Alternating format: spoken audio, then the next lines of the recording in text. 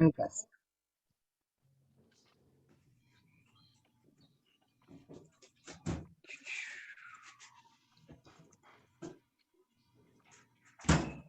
Representative Eller, are you with us?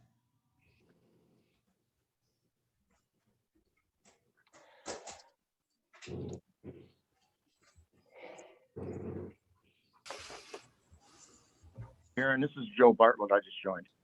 Okay, sorry. I was hoping you were the representative with a 517. Thanks, Joe.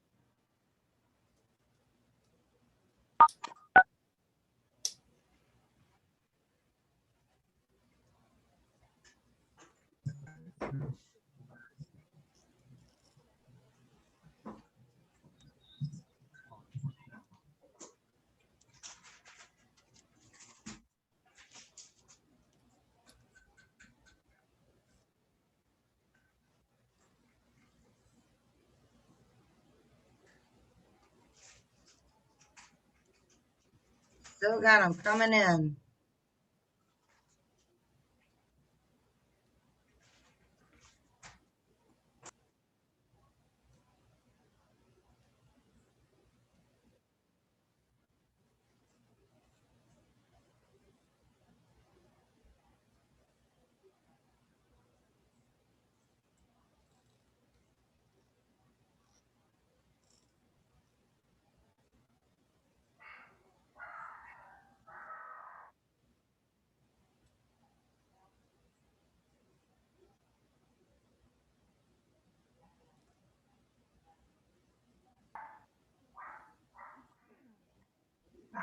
The neighbor dog's in the yard, sorry.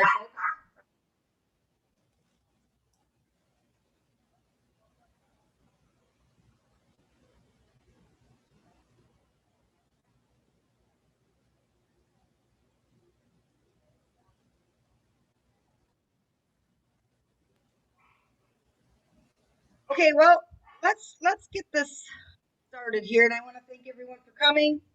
You guys give a lot of time to the program, and I know you have an overly busy schedule. The DNR Michigan Snowmobile and RV Association, we appreciate you guys. We appreciate all you've done and the countless hours you give to make motorized recreation in our state the best it can be. I'm going to ask you all to mute your microphones during the meeting, and there is a raise your hand button. If you look at that little blue box in the top of your in your picture, there's a raise your hand if you have a question, or you can use the chat box. Feel free to text me a question if you don't want to ask it in public. I'd be happy to help you out with that. We have a special guest, but she's not here yet tonight. I'm not sure what's going on, if she's having trouble getting in or what's going on. Representative Aller is supposed to be joining us tonight to kick things off, but I see it's 5:10 and I'm not sure she's in here. Are you on, Representative?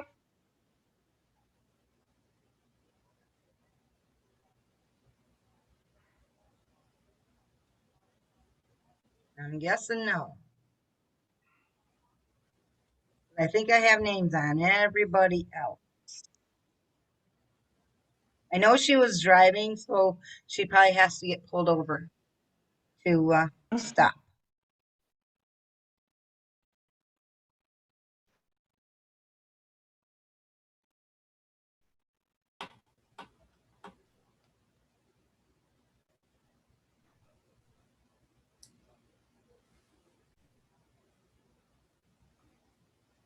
I appreciate your patience.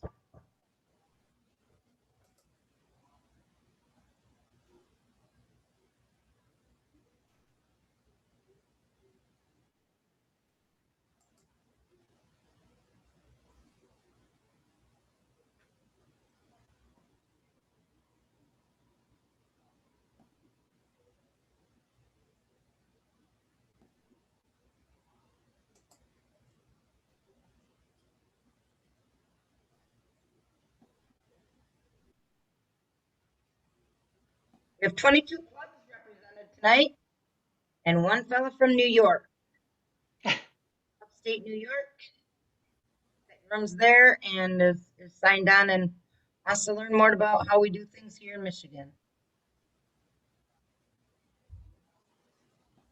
That's good, about a third of the clubs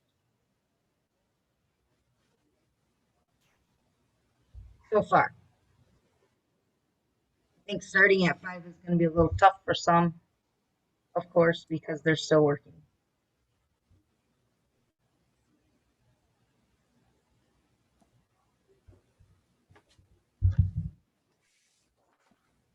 And we've got something going on with representative.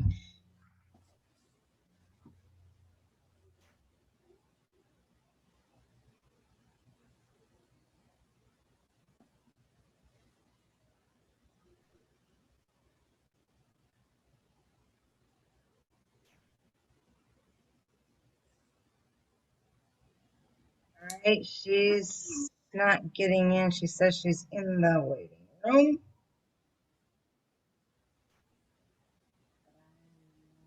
Sure how that can be.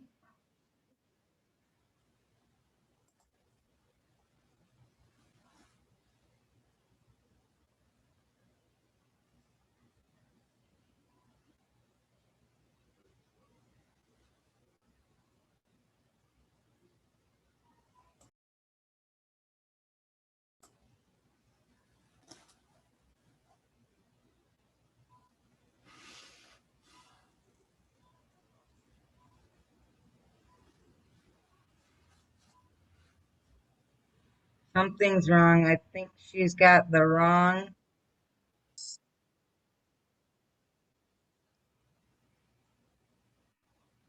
She might have clicked on the saw one that you No, had in the agenda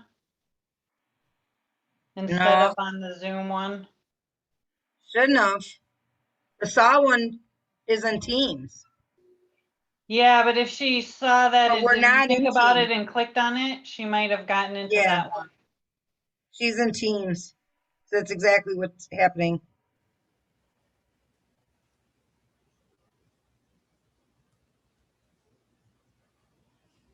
And I talked to her aide today about this exactly.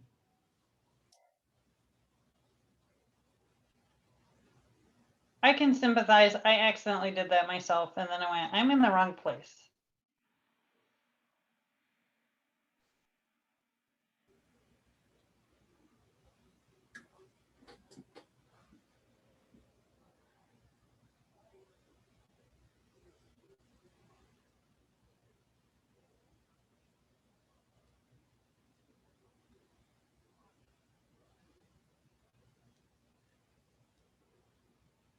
I don't I don't want to get you going those and have you have to stop.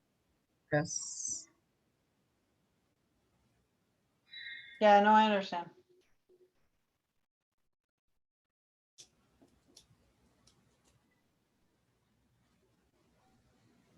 that's that's New York Joe coming back in.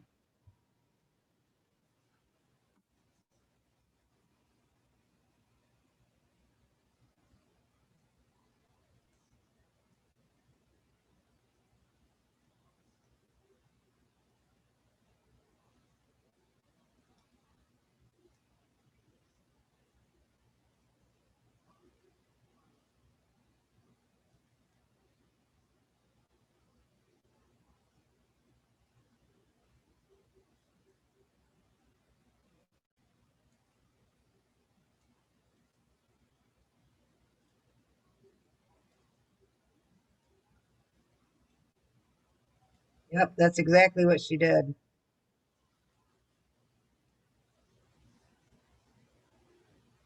Definitely an easy mistake when you're in a hurry and not Yep, like looking yep, through it carefully.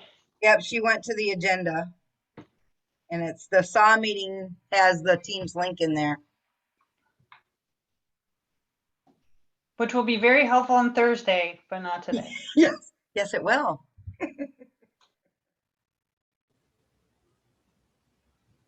All right. Well, if she has the agenda, she's got the email. They should be able to get in there quickly now. I appreciate all your patience, everyone.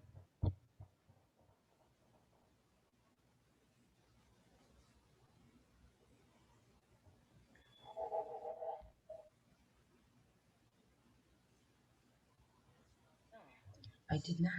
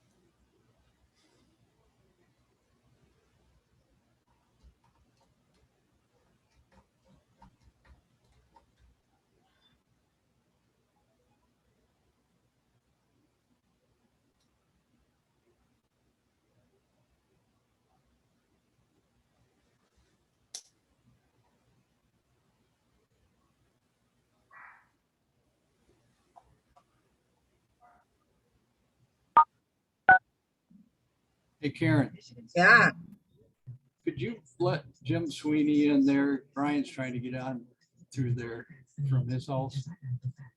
It should be Jim Sweeney. I don't see him trying to get in. He's, Don't see, no, he's probably in the saw one as well. okay. Tell him to go to the body of the email, not on the agenda. He needs to be in the body of the email for tonight's meeting and tomorrow and the next day. Can he get in through the calendar? Yep, he can use the one on the calendar too. That's when he said he's hitting and it's not coming up. It should. That one should be right.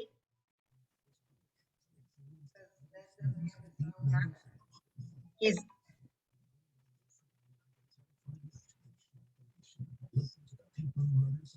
It's the right meeting on the calendar, Karen, but if you bring up your calendar and hit on it, it doesn't access.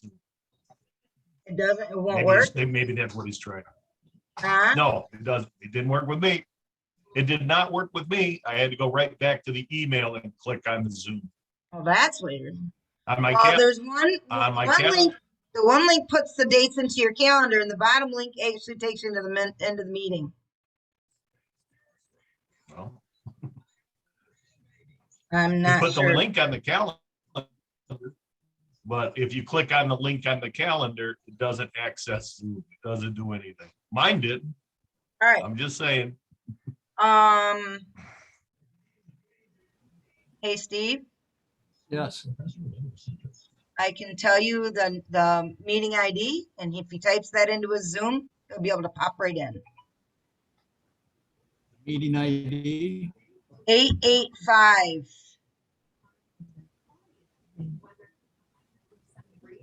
Three 9674. That's the meeting ID. Okay. 8885-338-69674. Yes. Okay, I'll let him know. Yeah, because Thank you. it'll pop up on my page and tell me that somebody's waiting.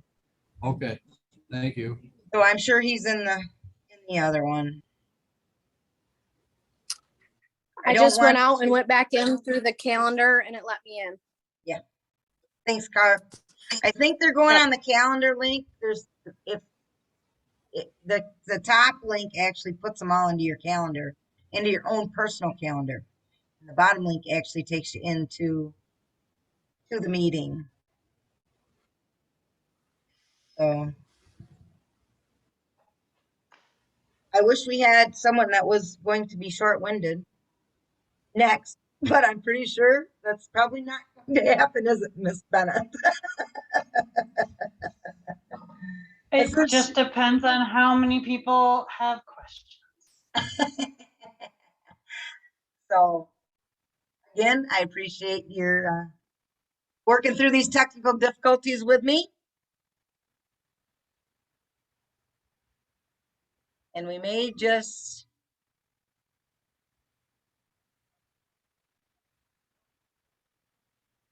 we are going to have her. We're going to have her staff aide come in for us because she's not getting in. So Jesse will be on in just a second.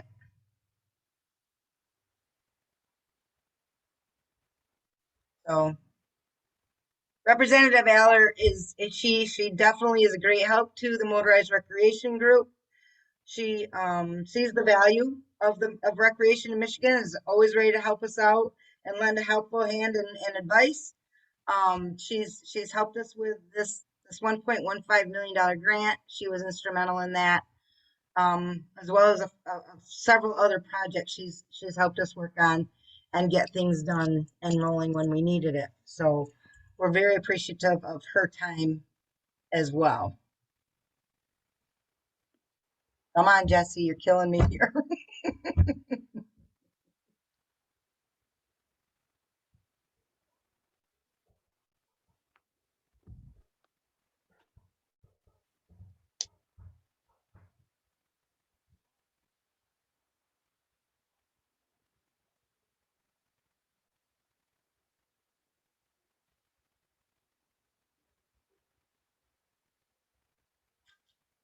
As I said, feel free to use my text, my cell phone to text me questions if you have them. And here comes Jesse. I'll be 1 minute, 1 second here, and he'll be chimed in on us and bringing you the message from Representative Aller.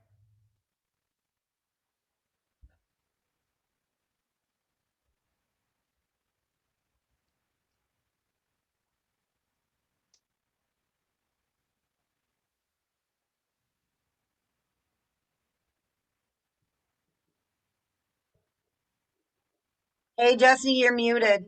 I can see you, but you're muted. Oh, there we go. Sorry There about that. you go. All right. Hey, how Go are you? ahead, Jesse. Good, good. I just want to apologize. We're having a little bit of difficulty with the representative and being able to get through, but she asked that I jump on and just share her appreciation for having been invited. She did want me to make sure I thank those in attendance who've shown the dedication and commitment to ensure our trails are managed and maintained for fellow Michiganders, as well as those who travel to our great state to enjoy our outdoors and all of our unique regions and what they have to offer. So you guys are really the driving force promoting, our heritage, our strengthening our economy. So thanks for everything that you guys are doing. So she did want to touch base. Last year, our office was approached by Karen and the government affairs person for MySorva. And as a member of the House Appropriations Committee, we get a lot of asks every year. When this one came across Rep. Aller's desk, I know she was excited about it. It's definitely something that, as chair of the Natural Resources Budget, pulled her attention. So she knows the challenges groomers are facing in our state. Everything from the funds that were withheld during the pandemic, which kind of shored things up and kind of slowed things down, to really just having the difficulty to obtain some of the tools that you guys need in order to take care of the trails and meet the demands. So this ask really made sense, and she was proud to submit that request to leadership. Thankfully, what we recently learned through an email, it was referenced as the Miracle Millions grant, and we didn't know it had that nickname, but we were very thankful that as it made its way through the negotiating process, for her, being able to share that news with the group, it was, I know, a highlight of our last budget cycle. So the money, for those of you who might not know, will benefit grooming of snow in winter and dirt in the summer, enhancing 67 snow groomer clubs, 41 ORV grooming clubs, for a total of 80 individual clubs. So again, very happy to support these funds that came through. We know they're gonna be used well. So some of the money will go towards groomer safety equipment, lights, brush cutters, pole saws, chainsaws, trail vehicles, box drags, groomer barns to store equipment, among other things. But regardless, we can't wait to see that money put into action to continue building Michigan as a destination for trail users year round. But at the end of the day, these funds wouldn't mean anything if it weren't for you, for the clubs. And so again, we want to thank you guys for all you do. Wish you a very successful workshop and hope to see you guys on the trail soon.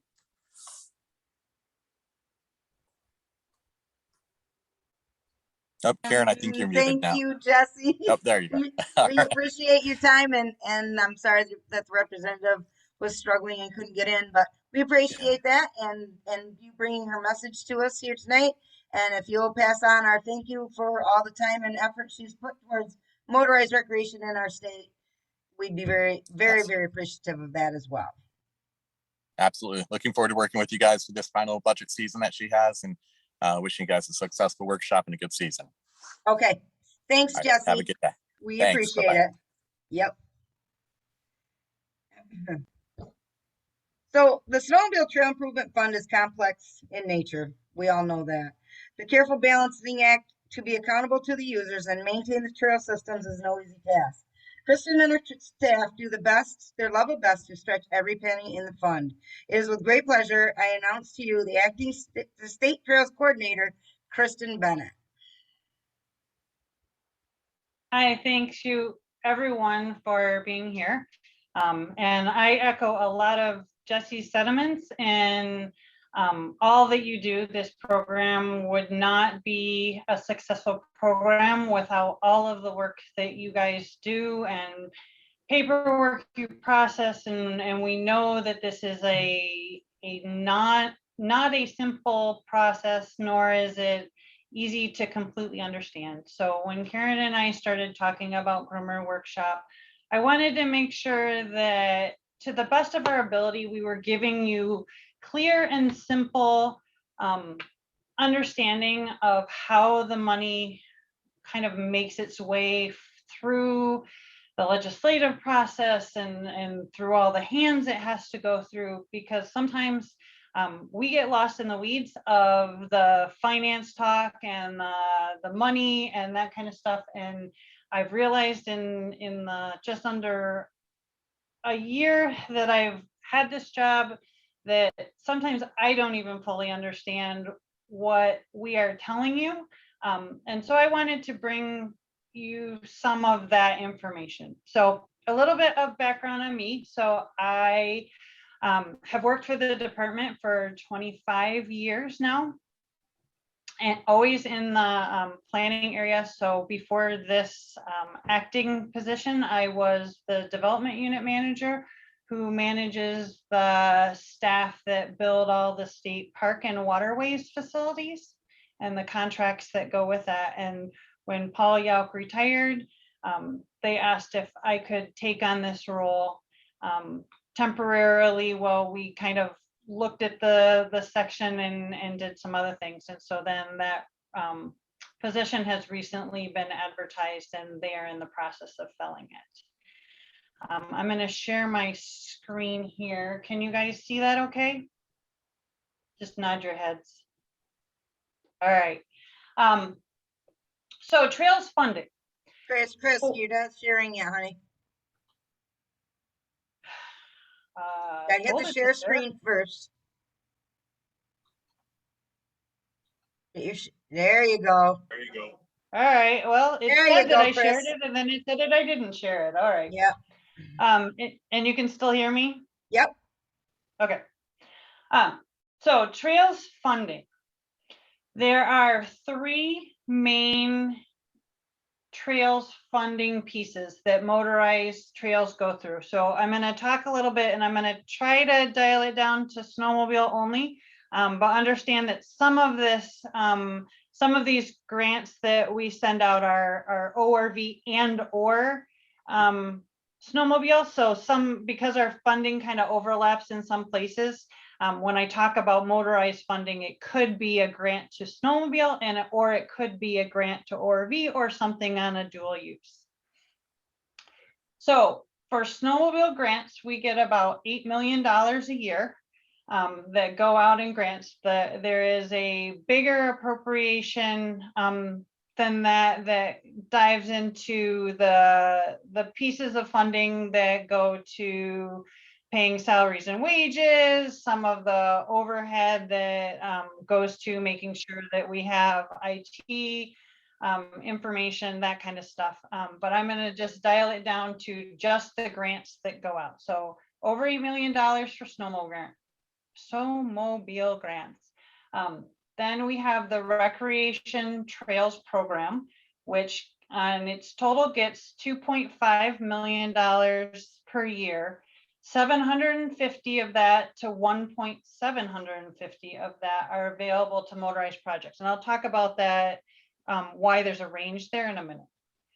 And then RIF, which is the Recreation Improvement Fund, has $916,200 per year. And that's money that's shared between non-motorized and motorized.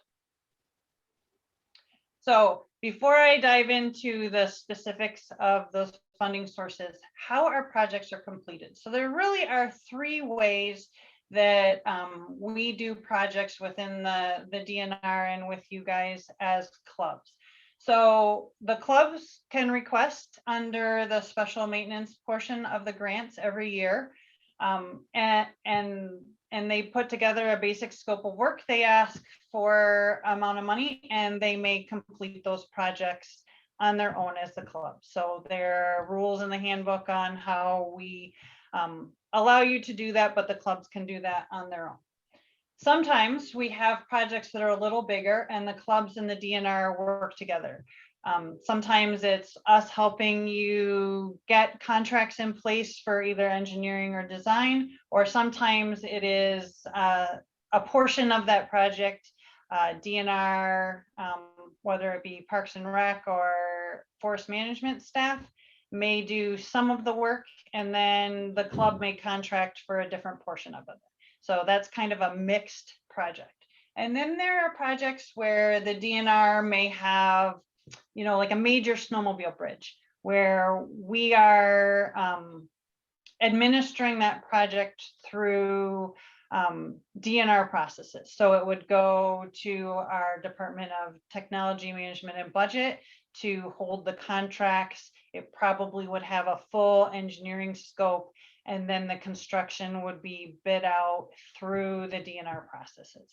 So those are kind of the three ways we get, we spend this money and we do projects that are infrastructure related.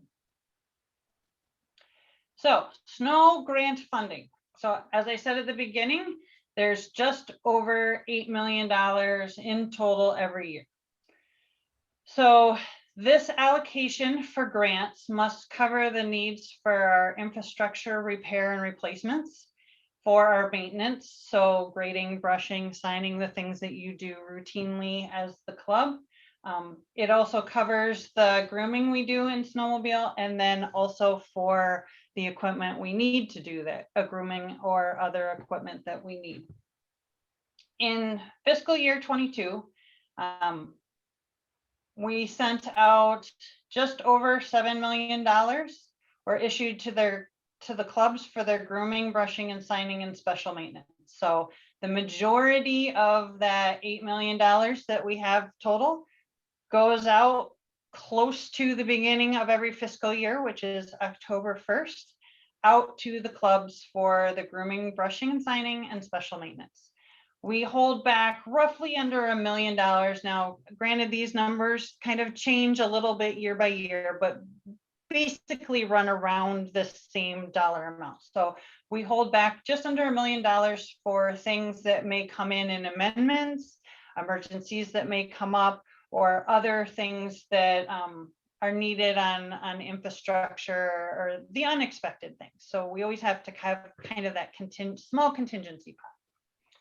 So then at the end of the year, once you guys turn in the paperwork in April, I want to say, my dates might not be quite right, April, May, end of the season grooming, all their final paperwork comes in. That's what we call the rollback of grants.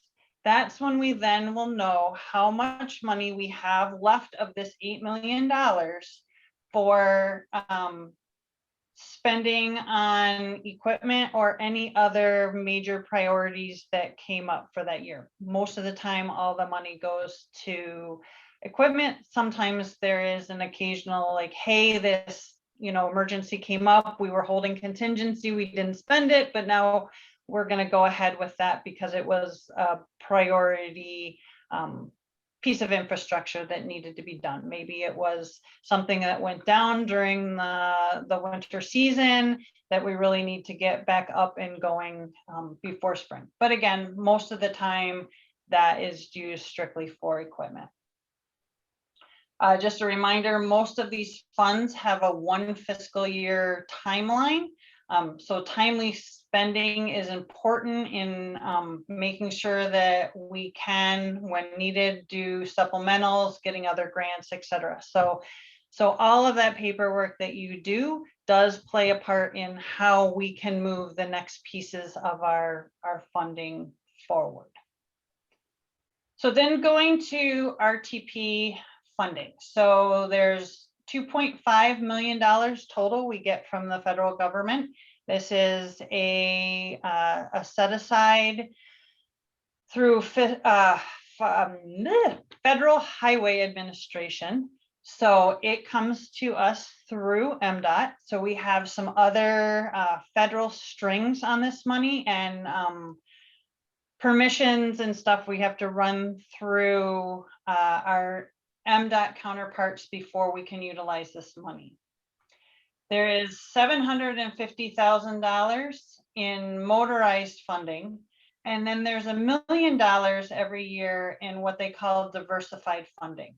So diversified would be if a trail is non-motorized and motorized. If a trail has possibly snowmobile and ORV on it. So it has to be a something and a something trail to fit into that diversified. And all of that money is split up. 30% goes straight to motorized, 30% goes straight to non-motorized, and then that other 40% is that diversified funding. So that's why there's that range of 750 to $1.75 million. Our fiscal year 22 projects, you can see them up on the right side here. We are spending a total of $2.6 million this year on motorized projects. That is because we had some, because of some slowdowns with 2020 and with getting some processes in place through MDOT and being able to get those approvals, we had some older money. So motorized got a bigger chunk of money this year so that we could use up some of that older money that was sitting in there on top of the annual allocation that we have. To get these projects every year, the trail section puts together what we call the capital outlay list. And it is a huge list of priorities, both for motorized and non-motorized funding. And then we pull those top priorities, and based on the funding that we have, and if it meets the federal strings that we have, so Buy American, I'm not the coordinator for this, so I'm going to forget half of them. Davis-Bacon laws, the split between the money in areas of highest need. That's what kind of dials in whether it can qualify for this federal program. But the priorities come mostly from the trail specialists and within the regions. Then RIF funding. So this is our most flexible funding because it is strictly state funding. We have a total of $916,200. We use it mostly for maintenance, project contingencies, emergencies. Is one of the only fundings that we have for non-motorized projects. So a lot of times priority goes to non-motorized projects and maintenance in this funding, and it's our smallest funding source. So a lot of times it really is going to the areas of highest need. So for this year, we had several projects that went into the motorized world. 326 of that 916 went directly to these motorized projects. And then as our contingency funds from that start getting used, these are a couple more. So another 160 is potentially slated for that use. So, you know, almost over half of the money this year went towards motorized projects. That's not always the case. Sometimes non-motorized gets a little more of that, sometimes a little less. We try to balance it based on what other projects are happening across all of the funds. And then I'm just going to mention this really briefly because Richard is going to probably talk more about this.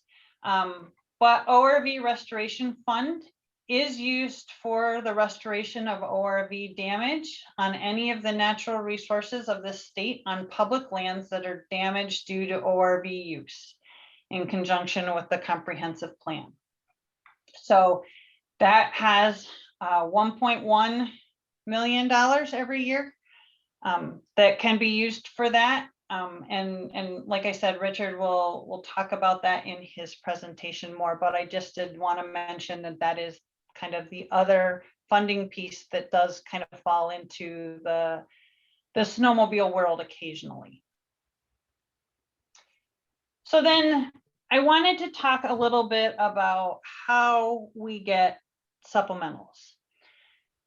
So supplementals can come from the unreserved balance of the account. So the SAW committee every quarter gets a report from Michael Denoyer that shows what is our unreserved balance in the account, and then gives a detailed breakdown of where all of that money goes. So, you know, the $8 million in grants, all the other pieces, and SAW looks at that every quarter. Currently, there is an unreserved balance of just over $3 million because we have just gotten the fiscal year 21 snow supplemental of 3.5 million. So we had around $6 million because of the 2020 money that didn't get spent, some other past year rollbacks, that money elapsed, that kind of stuff. So our balance was up around $6 million. We try to keep $2 to $4 million in that unreserved account so that we always have that $8 million that we can issue out into grants every year. In talking to Michael, you know, we can bring it down as low as $2 million, but we don't want to bring it down lower than that, because if we have a low unreserved balance and a bad permit sales year, then we might have to get to the point where we couldn't issue that $8 million of allocation. So when we get those dollars that are higher, like when we get around $4 or $6 million, we will start looking at doing supplementals and finding that area of most need. So you can see in our balances, so this stuff in tan is what we are predicting that the revenue coming in will be. And then the white is what the actual revenue was when they closed the books. So, you know, we predicted we were going to have about $10 million in fiscal year 21. We had 9.7 when it all came out. So that's why we want to make sure that that unrestricted balance kind of stays there, because every year, and you can see, we had grants of 8,090,400, 8,090,400. So we want to keep that steady by keeping our unrestricted balance a little even, but when it gets high, we want to be able to use that money. So supplementals are typically used for infrastructure needs and equipment. We haven't, as far as I know, ever asked for a supplemental for additional grooming or other maintenance type activities. We usually can use that first in our, based on our grants. And then the need for the infrastructure and equipment are usually what we then ask for the supplemental for. Part of that is because it takes a really long time to get a supplemental through the whole process. So how we get a supplemental. So PRD works through the SAW committee and through our own internal processes to determine how much we want to ask for, what the priorities are, and kind of talk through what the timing may be able to look like. So because the legislature has, you know, makes the final determination on this, the timing is kind of critical on things, because if we send it to them like right when they're in the middle of budget negotiations, they may delay the ability for the budget to get set. It may have other political implications. So that's the politics I don't get into. I just kind of put forth the need, and then it goes through the process. The legislature makes the final decision of funds. So having our previous supplemental spent, our current fiscal year funds accounted for, and little or no previous year lapse funding is critical to getting that approval. So right now we have a $3.5 million supplemental out there. We are definitely in process of spending it. The letters have gone out for the equipment, but they're going to ask questions. If we were to submit a supplemental now, both the legislature, the state budget office, and the DNR budget office would start asking us, well, you have a balance of this or that. Why is that not spent? Oh, we see you got a recent supplemental. Like, when is that going to be spent? So all of that, having money spent before you ask for supplementals or having good answers to those questions is part of why it takes a long time to get a supplemental from my desk through the whole process and then approved.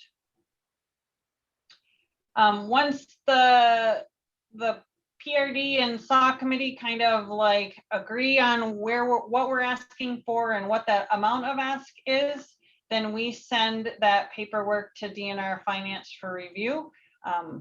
On the 21 supplemental, that took about a month of back and forth questions to get it through the DNR budget office. And then they sent the paperwork over to the state budget office. And then the state budget office has the decision on when they time that to pass it on to the legislature. So a lot of what Karen and I talked about as we were going through that process back and forth was it's still in the state budget office. No, we don't know when they're sending it over. That's a frustrating piece for us as much as it is for all of you guys, because they were compiling different supplementals from various different state agencies. They were deciding on when it was the appropriate time to give it over to the legislature. And I know the legislature didn't even know when the state budget office was going to pass it over to them, because they were asking us questions like, well, have you sent that in? And we're like, well, it's sitting at the state budget office.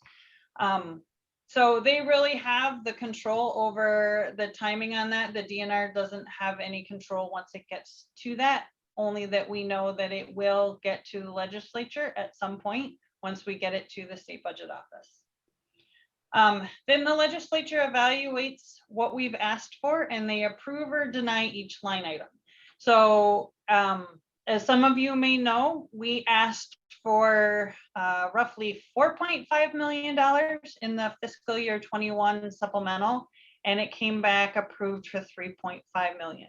They saw one line item that was about the Lake Linden Trail up in the UP. And because they had approved some other budgetary money earlier in the year, they thought they had everything covered. We wouldn't have asked for it if we didn't need it. So there was just a misunderstanding between us and the legislature that they thought we didn't need it and we thought we do need it. And so they took that line item out. They vetoed that line item, but allowed the equipment and the Mesick Bridge project to go forward. So that money doesn't go away. It just goes back into our unrestricted account balance. So we will have that for future years to ask for again. So that is all I had on the budget. I hope that was easy enough for you guys to understand. And I'm going to stop sharing so you don't have to look at the snowy tree in the background. And I'll ask if there are any questions, or is this not the right time for that, Karen? I was going to hold the questions till the end, but if there's anything burning questions that someone has right now for this that Chris can answer quickly, that would be fine. But we can also discuss it in the roundtable after, after the rest of the presentations. Anybody? I don't see any hands. Oh, we got Mr. Chavis has his hand up. Go ahead, Joe. You're muted, buddy. under the ORV restoration fund of $1.18,400,000 total. Where does that money come from? What is that, state money? Or is that part of the snowmobile permit money? It is state money, but it is part of the ORV permit money. Oh, okay, it's on the ORV side. Yep, on the ORV side. Okay, that's what I wanted to know. Thank you.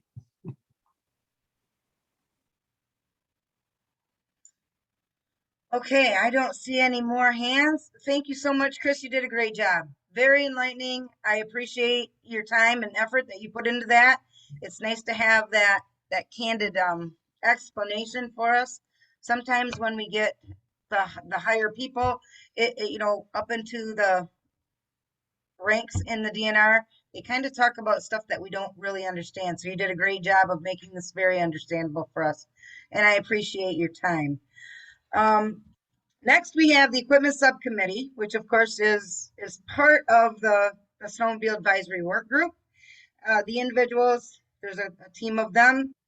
They spend lots and lots of hours poring over your ESRs and trying to determine what equipment needs to be replaced, when and how much they can provide. The committee works diligently to determine the best investments of equipment. Here to help you all understand why the ESRs are so important and to fill out accurately is Carl Davenport and the members of the equipment subcommittee, Joe Kuchnecki, Don Britton, and of course, Richard Kennedy. Go ahead, Carl. Okay, let's try. Where's my share the screen option on this thing? You're muted too. At the bottom, there's a green button, says, oops, wait a minute, where I gotta give you permission. Oh, that would be why it wasn't working then. Yep, that would be why. But I gotta find you. There's a lot of people on my screen, man. All right. You should be able to do that now, Carl. I've just made you a co-host. Okay, so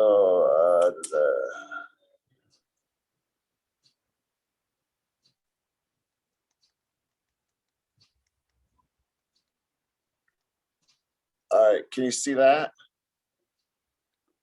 Yep. Okay. So yes, the equipment subcommittee as a very pivotal part of our whole process of purchasing equipment in the state. A lot of it, 99% of it, depends on how well information is flowed down through the clubs to basically Richard, and then Richard gets it to us. Let's see here. Why isn't this thing playing now? There we go. Equipment subcommittee. We have Joe Kuchnecki, who's our chair. Don Britton covers the UP. Myself, Laura with Joe, and Scott Lacombe is in the UP as well. And then we work side by side with Richard Kennedy. He's a huge asset to this whole program and to this team. He gets us just about any information we need. And if any of you have at any time need to contact any of us, feel free. All our emails are right there and easily accessible. Our number one and most important tool to relay how this information is passed down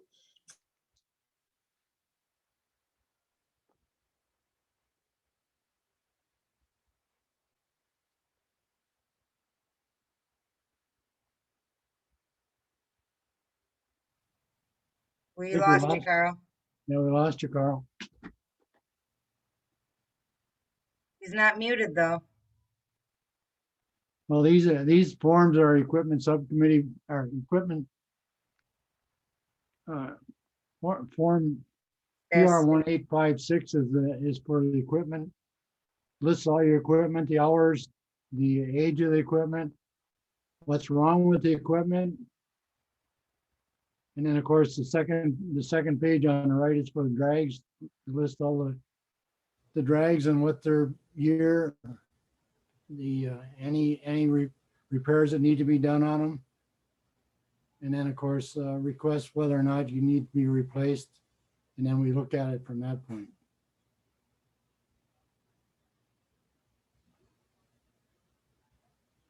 On the left, it shows the equipment status report, shows the groomer 1, 2, 3, and 4.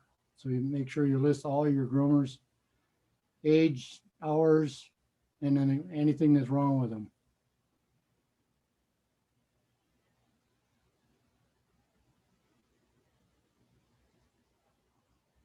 Yikes.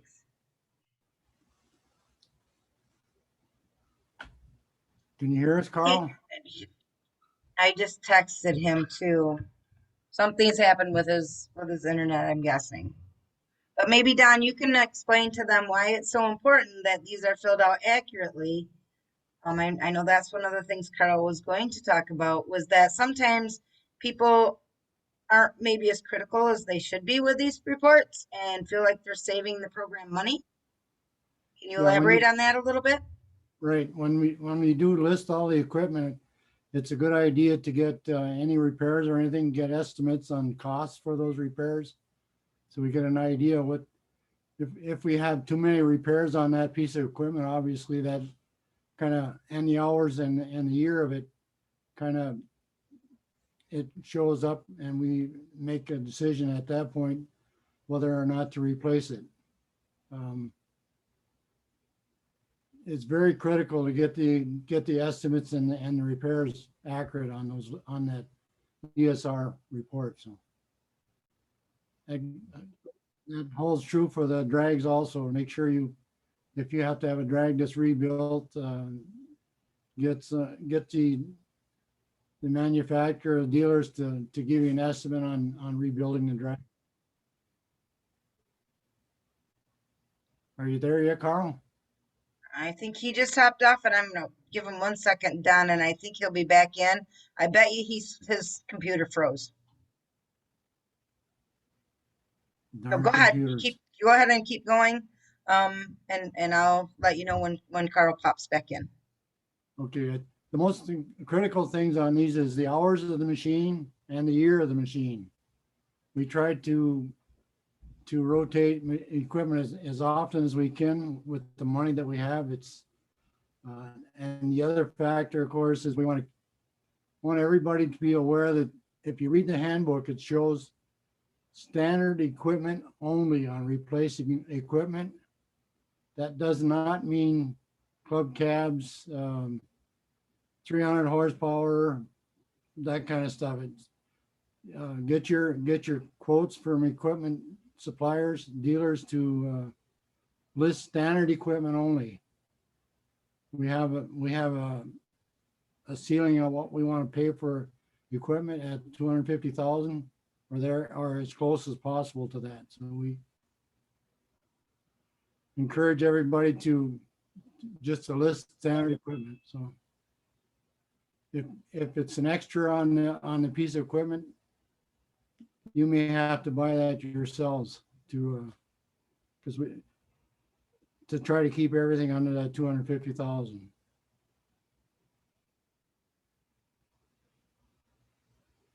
Carl back in yet? He is not.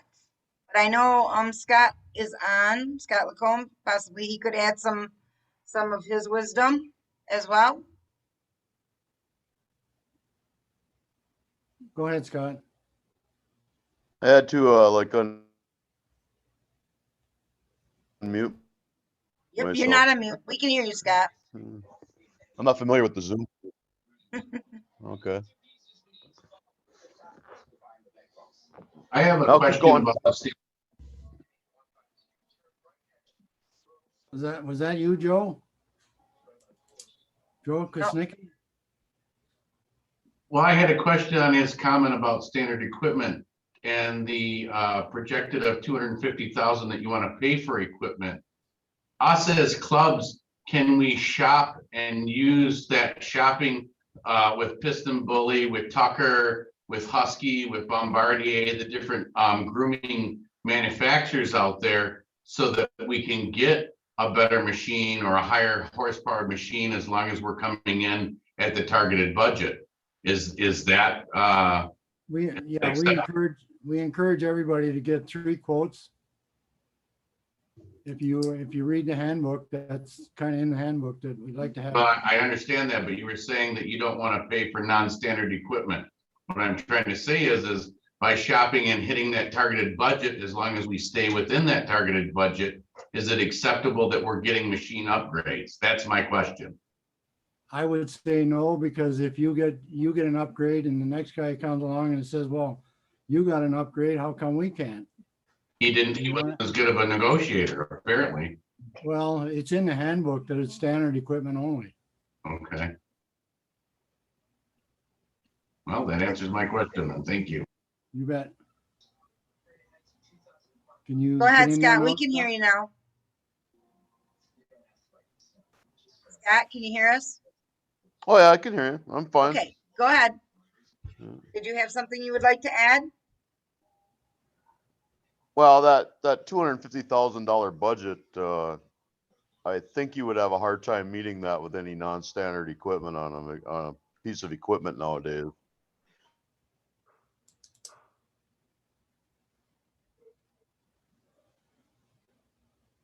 The prices that we've reviewed, $250,000 nowadays, that's a pretty stripped down piece of equipment. When is that reviewed and rethought? I didn't get the question. So with that being a stripped down standard I didn't piece, hear you. my question is when is that rethought or readjusted for budgeting?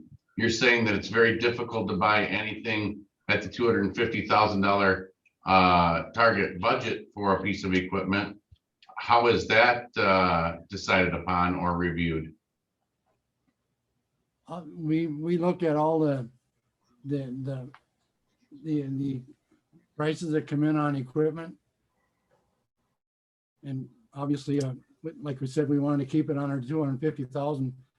The reason is if we had 3 or 4 people that go over the 250,000, that could eliminate somebody's groomer on the list. We try to prioritize the list. So the guy that's the least, that's at the bottom of the list is probably the one that would be cut if we get too many people go over that 250,000. And obviously we can't rotate the equipment as fast as we want to because we just don't have the money to do it. And then every time we get people that go over the 250,000, there's a chance that somebody's not going to get that equipment that's on that list. So. Is there any other questions on the ESRs? Yeah, we're unmuted right now. So our question is when is it adjusted for inflation? And I mean, we talk about budgets and different buckets of money and making sure that our clubs have the good equipment. When is that reviewed? Well, right now, the 250,000 we feel is adequate number to buy a piece of equipment. Once inflation kicks in and then we'll have to raise that bar, that's all. It just, right now, we feel that you can get a piece of equipment adequate to do your job for 250,000.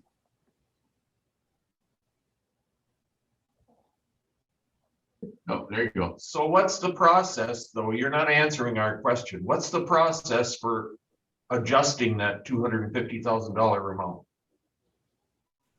That's just a number that we picked would be adequate to do that piece of equipment. We don't.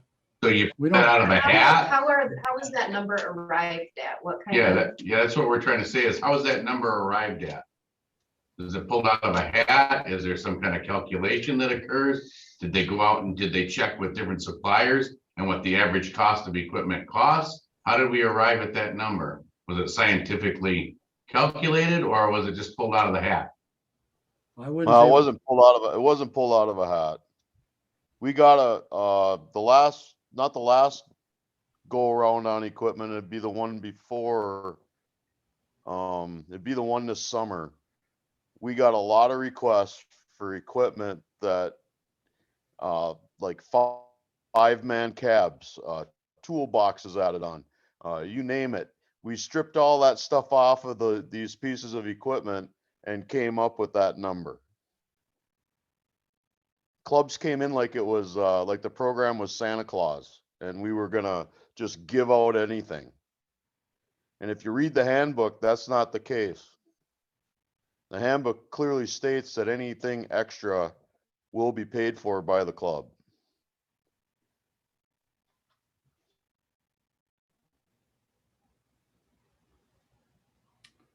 Any other questions?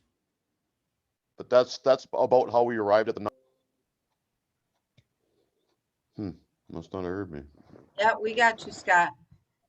We're Oh, hearing okay. you, Scott. All right. I have a question here. Go ahead, Joe. Yeah, Don, each year, all the clubs send in these equipment status reports. Do you have a file, say, for example, on our club, the Chippewa Snowcats?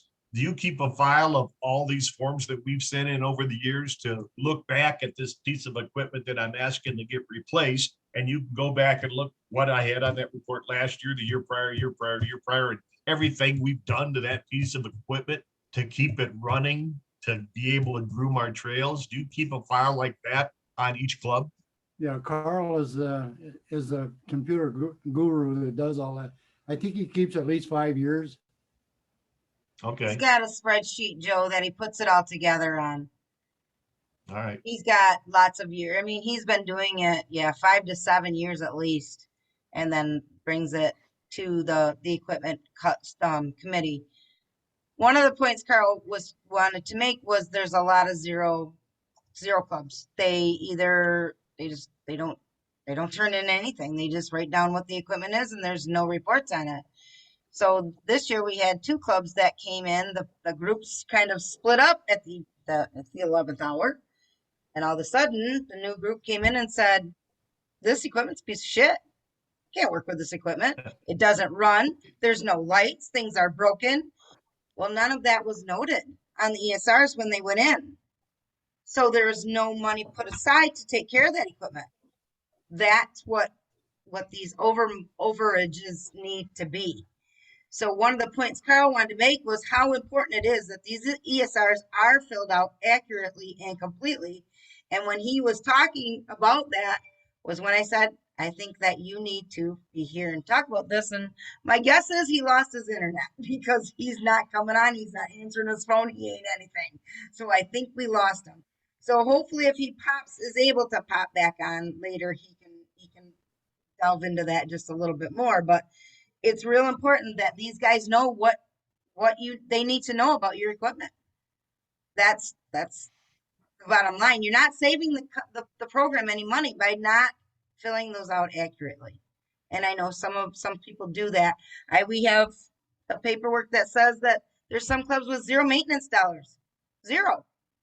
Did you not put oil in it? Did you not grease it?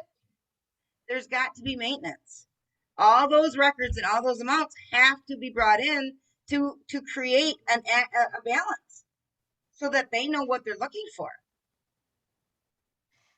It's that important that that paperwork is filled out accurately and completely. And that was one of the things Carl was trying to show was how important that was. And I don't know, Chris, do you see Richard on? Is Richard with us yet? I don't. Richard is on. Richard, maybe you can elaborate a little bit on the importance of that, or do you want to just, Carl's not on, and if Joe or Don and Scott are done, maybe we can roll right into Richard and talk a little bit about the ORV restoration funds. I'll go a little bit more on equipment right now. Can you hear me? Yep, Yep. we can. Thank you, Richard. All right.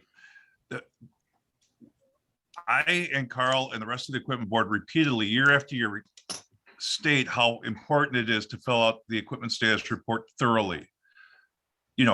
Everything the lines ask for, but so much more.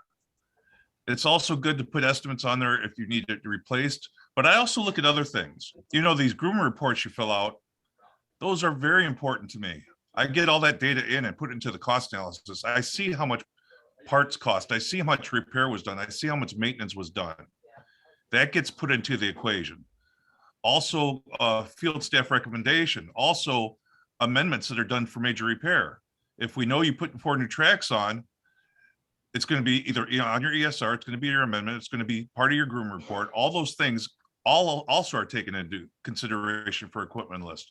Club request, field recommendations, age of equipment, number of hours equipment used, Groomer maintenance hours reported, high fuel cost, high parts cost, total cost exceeding reimbursements, if you're over the 50-mile threshold, if equipment was received the previous year.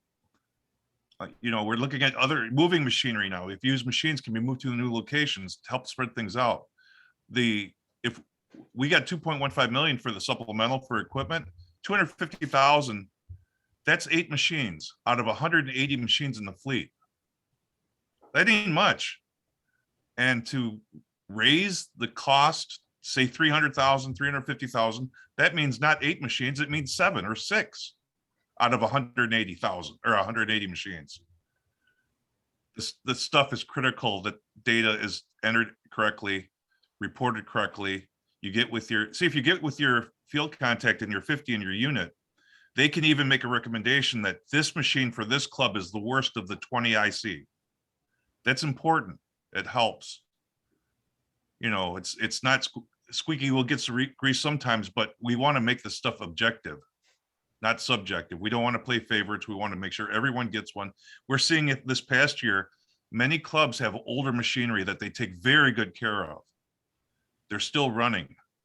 And they seem to be shafted or not rewarded by getting new machines because they take such good care of equipment. We recognize that. We thank them for that. We know the good maintenance they do on it, but we also have to reward them. We're starting to try to do that. And if it means others that have a 3-year-old machine that's tons of hours and huge problems, and they're going to have to take better care of it when someone has a 20-year-old machine that's still running great.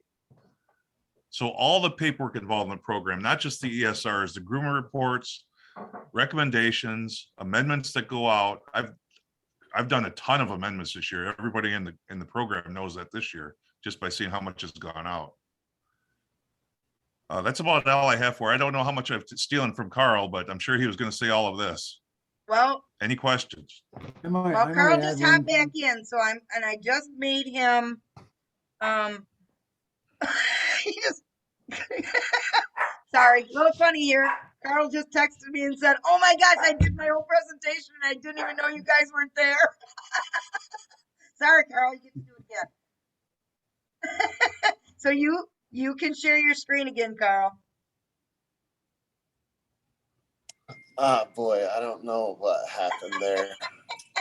Let's try this one more time, because let's see here. He worked hard on that presentation. Yeah, it was a good one too. Hold on, everything is getting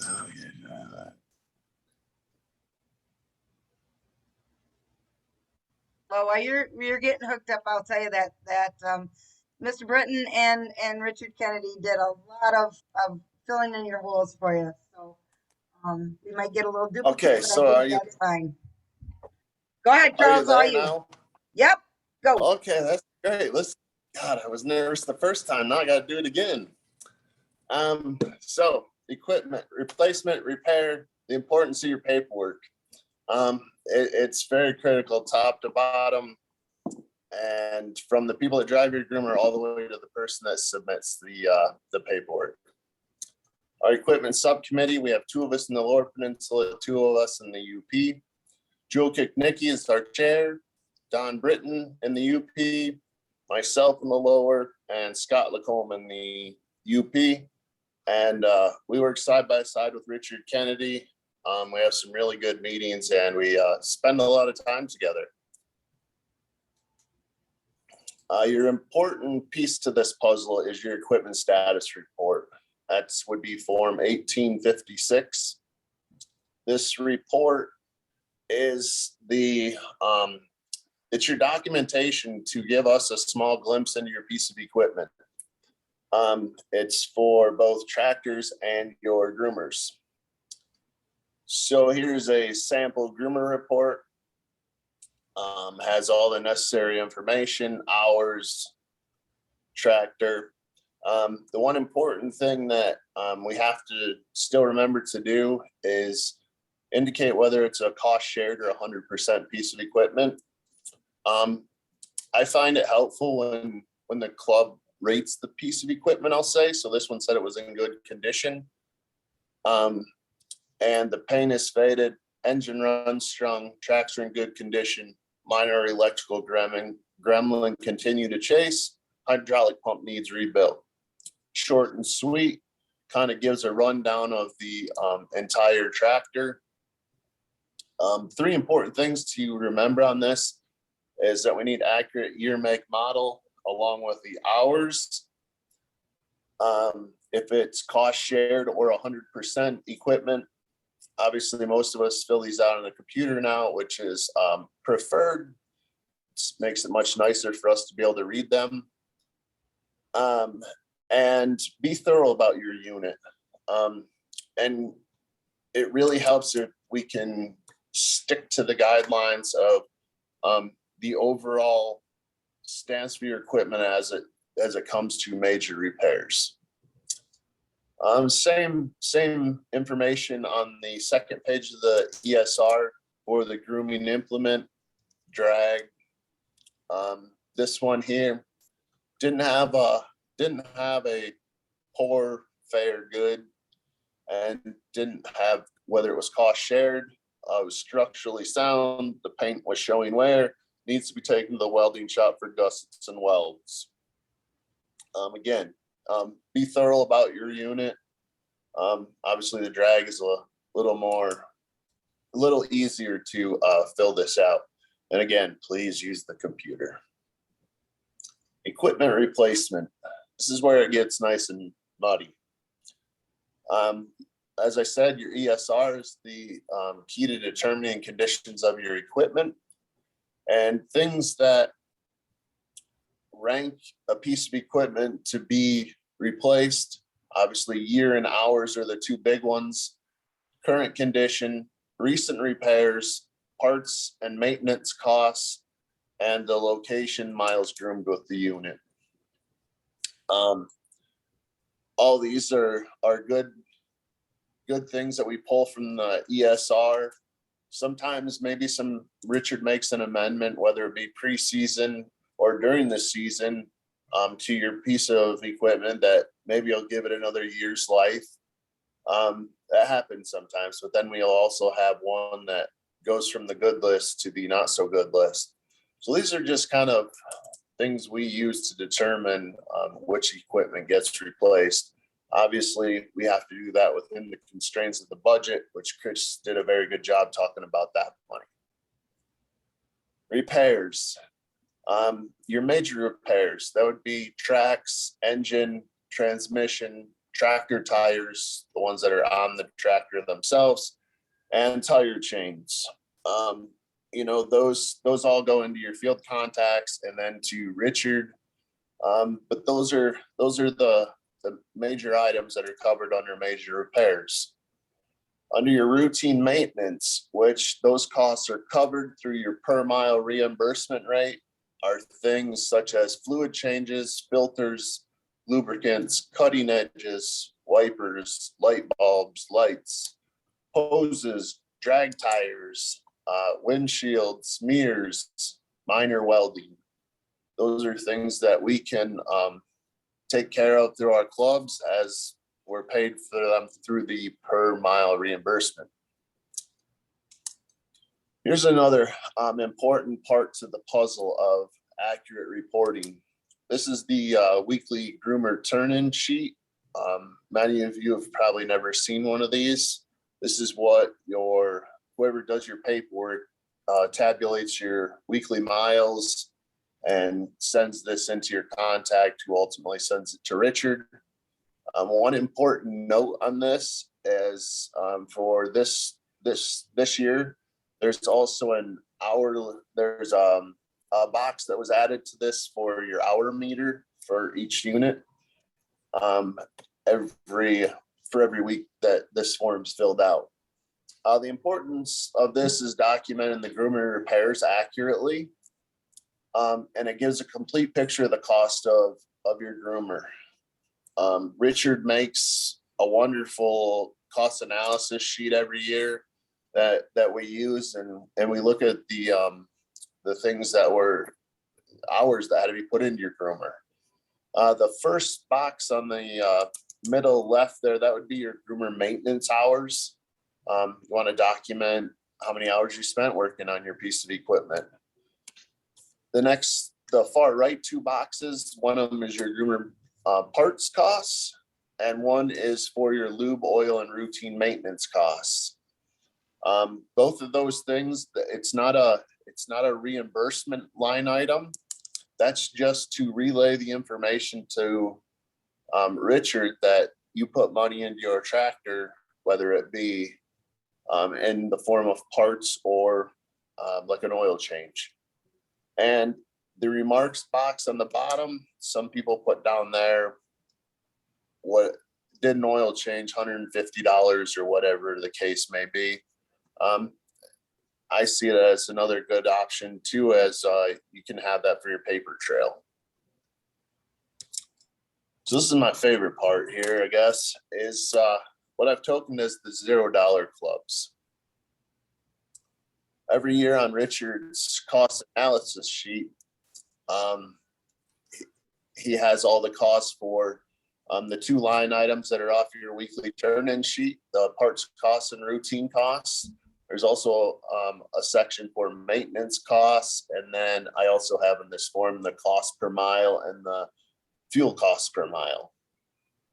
As you can see with the bright yellow highlighted sections, those are clubs that, or those are units that there was $0 in parts costs, $0 in routine costs, and there was a few that fall also into the $0 of maintenance costs. The darker yellow are numbers that aren't probably quite what they should be. There's, I believe on this one club, their routine costs, so their lube, oil, and routine maintenance was $18 for the year. I'm pretty sure probably their oil filter was about $18. So in 2019, we had 13 clubs that had no parts costs, 14 clubs didn't report any routine costs, and 8 didn't have any maintenance costs.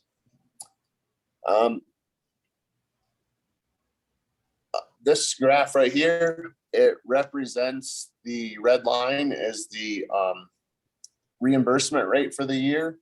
2019 was $4.55 a mile. You can see there's 13 clubs that operate above the reimbursement rate, and there's many clubs that are all the way from $0 per mile to right about the $4.55 mark. There was one line item that was somebody operated at 58.87, so that was omitted from the chart as it would have skewed it. Due to the wonderful COVID of 2020, we didn't have a cost analysis for that year, so I was only able to compare 21 versus 19. As you can see on this form as well, we've still got a lot of those nice yellow highlighted areas and a few of the darker areas as well. In 2021, we had 21 clubs that didn't use any parts on their machines. We had 15 that had didn't report any routine costs, and we had 10 that had no maintenance costs. Again, all of that factors into how much we get reimbursed per mile. Can I add something, Carl? Yeah, go right ahead, Don. When they do these cost analysis, the people that put zeros down kind of hurt the rest of the group, because we look at all these numbers, and that's how your maintenance is determined. Your 62 cents a mile is determined. Your fuel cost is determined. People that put down zero kind of shaft the rest of the group, because we have to average all this stuff out.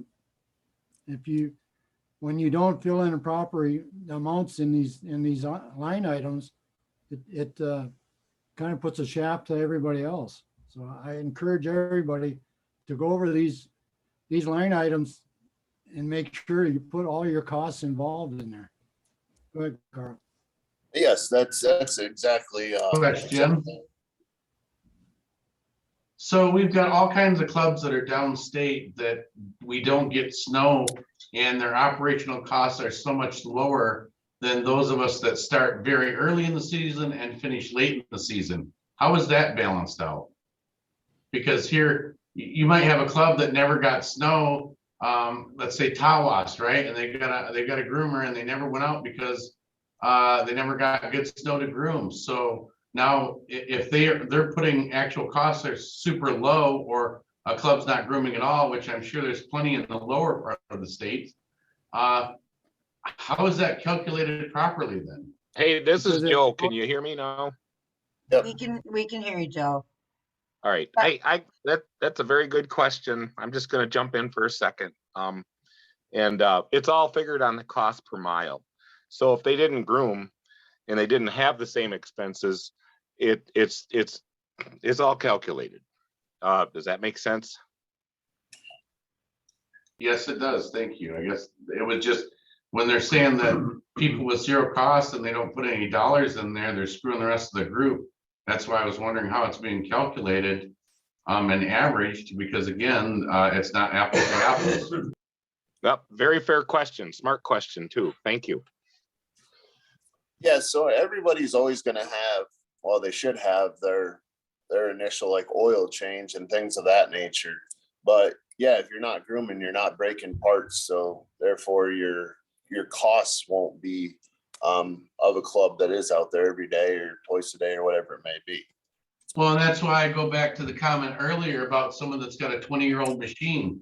It might be a 20-year-old machine that sits down in Lansing or Kalamazoo that's lucky if it gets out once every decade. So obviously their operational costs and maintaining costs of that machine, it's going to last a lot longer than say one in the UP that's getting started on December 1st and not finishing until March 31st.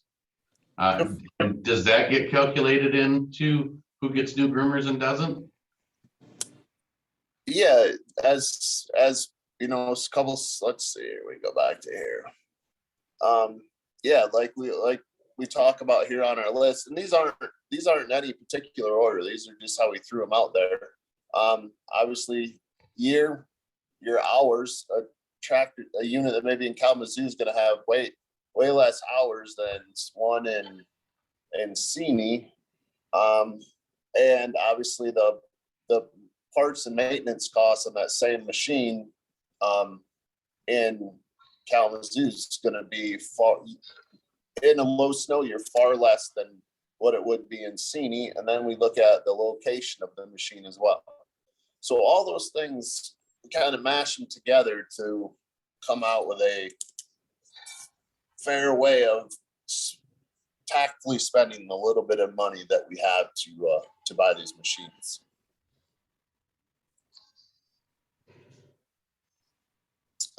So we made it there. So yeah, here in 21, we now have 15 clubs that are above the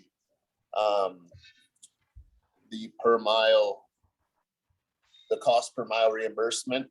So and a lot more are closer to the line on the bottom half of it than they were on the previous one.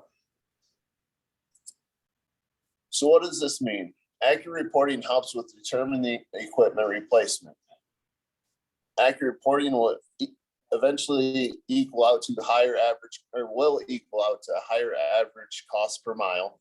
Higher average cost per mile will eventually equal out to higher reimbursement per mile, as Don stated, and a higher reimbursement per mile will do much better of covering your operating costs. Because that's all your routine maintenance is figured through your reimbursement. And one thing we all need to do is we all want to try to save money. The best way to do that is think outside the box. Many parts can be found locally at your local parts store or local hydraulic shop. We don't always have to call Minnesota or Oregon to obtain parts. It was in our meeting we had earlier today. We talked about that almost anything on a Tucker minus the tracks can probably be sourced from a part store.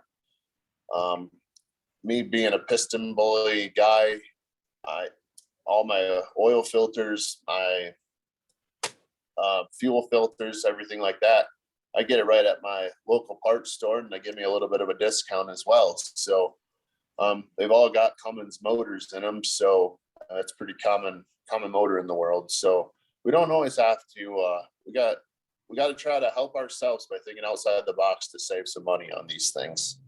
And Carl, Joe here, as you said today when we were talking, we're all aware that in Piston Bully's case, and probably all of them, they do offer incentives, usually in the spring, I guess, but you can save substantially stocking up on filters and stuff, you know, and still work with your same sources. They encourage it, actually. Some things to remember. You know, there's a lot of times people get frustrated and they throw their hands up and say it's the state's machine, the DNR's machine. We got to remember that it isn't. It belongs to the Snowmobile program. All of us that buy trail permits. That's what bought this equipment. This equipment and the costs are paid for by people like you and I that buy permits. We need to be proud of our equipment, take care of it, and you don't want it to leave you stranded out there on the trail. A good section for everybody probably to, whether you haven't read it in a while or you've never read it, the sections F through N in the grant handbook cover major repairs, routine costs, things of that nature that have to do with your equipment, purchases, use of the equipment, things of that nature. So hopefully the handbook committee will have a finalized version out here. And yeah, I encourage everyone to take a peek at that. And if you ever need help or have questions, don't hesitate to call, email any one of us. We're here to help Richard. You know, and we're here to help the grant sponsors and try to get the most bang for our buck out of the little bit of money that we have every year to buy equipment. So we're here to help you, and that's it. Thanks, Carl. Real good. Thank you, Carl. That was an excellent presentation. And I see we've got a couple of questions and comments over here in the chat. Chris Bennett has added that sometimes a club with less average snow will get a used piece of equipment from another part of the state to also equal that out. So they're looking at all those things. It isn't just the new. Donna, would you like to go ahead with your question as well? I was just looking at it as a numbers. You know, if the machine doesn't leave the garage, it has zero, and they don't do anything with it. It has zero cost and has zero mileage. Now that is a random figure, and it would take the average and bring it down. So that your number should, in theory, be thrown out of the calculations. Do they do that?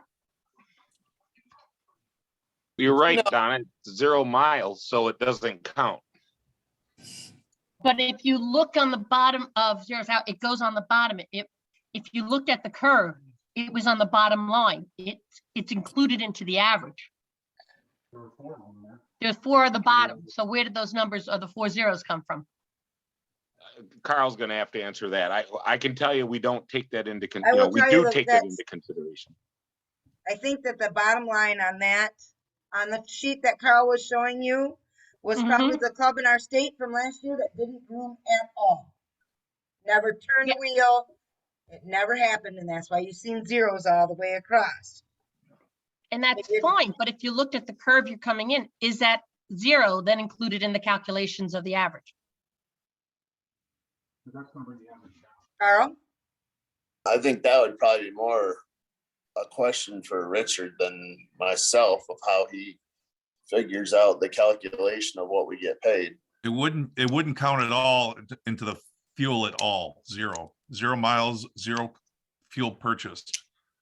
Because it's zero on both sides. Correct. Well, would they have even turned in any paperwork? Probably not. Right. Well, that's So what I mean. instead of, Then it wouldn't have been counted. Okay, that's the thing, that those random outliers costs of 0 miles are not included, because Is that a otherwise you're guess, or is that a bring the true average statement? down. Right. But Richard, you are seeing groomers that are moving, but are still not recording money spent on those things, correct? Exactly. I do. And if there's no fuel recorded, I've seen it with a couple clubs, and then I get on them. It's a pain, and I have to do it every year in the fall. And then they say, well, we'll just wait till the end, then we'll give you all our gas.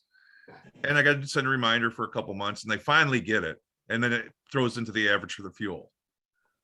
Yeah, so when Carl is saying that the non-reports pull down the average, it's for things that should be reported and are not, that are pulling the average down, not the ones that are not moving, not doing anything. Like Richard and Carl said, those are getting tossed out, but it's when we have zeros that we know should not have zeros, but we can't read anyone's mind. We don't know what those numbers should be. We just know that they're not right. Well, it's kind of when they reported that they groomed 10,000 miles and then they have zeros in their maintenance and their fuel. that's a problem. It is a big problem, and that will bring costs down. And that will skew the numbers. Because the mileage is there, not a zero. Chuck Pope has a question. Go ahead, Chuck. You're muted, my friend. If you're talking. There we go. Now you can hear me? Can you hear me I now? can hear you. Yep. All right. First, I want to thank all you guys for all the time you put in on this. I mean, I've been in this program for a while and watched all the hours, and we tend to beat up something that's out there and not look at all the hard work that gets put in to get us to where we're at. The question I have is just kind of like the status. I mean, how do you guys feel of where we're at? I mean, I hear numbers like 7 to 8 tractors a year, that go out to the clubs and the entities. I mean, from your view, I mean, how many are we getting the proper support to get the proper amount of tractors that we need? I mean, are we getting what we're allocated to spend? Is that actually meeting the need of the program in doing what we're doing? So when we were going around the table about the last one of the appropriations rollbacks, I'm not sure which one it was. It was the appropriation. Honestly, when I started looking at things and I said, nope, 3.5 million, it's not enough. And rough calculations, I said, man, if we had 12 million, I think I could do the math to get all the tractors that are 10 years old or older out of the program. So Another good answer to that question is we probably could use at least 20 machines every year for the next 4 or 5 years just to catch up. yes. So the funding, we're not only fighting it on getting proper reporting and stuff, we're fighting the end of where we really don't have enough funds allocated to meet the needs. So it's really tough then for you guys to allocate where these machines are going.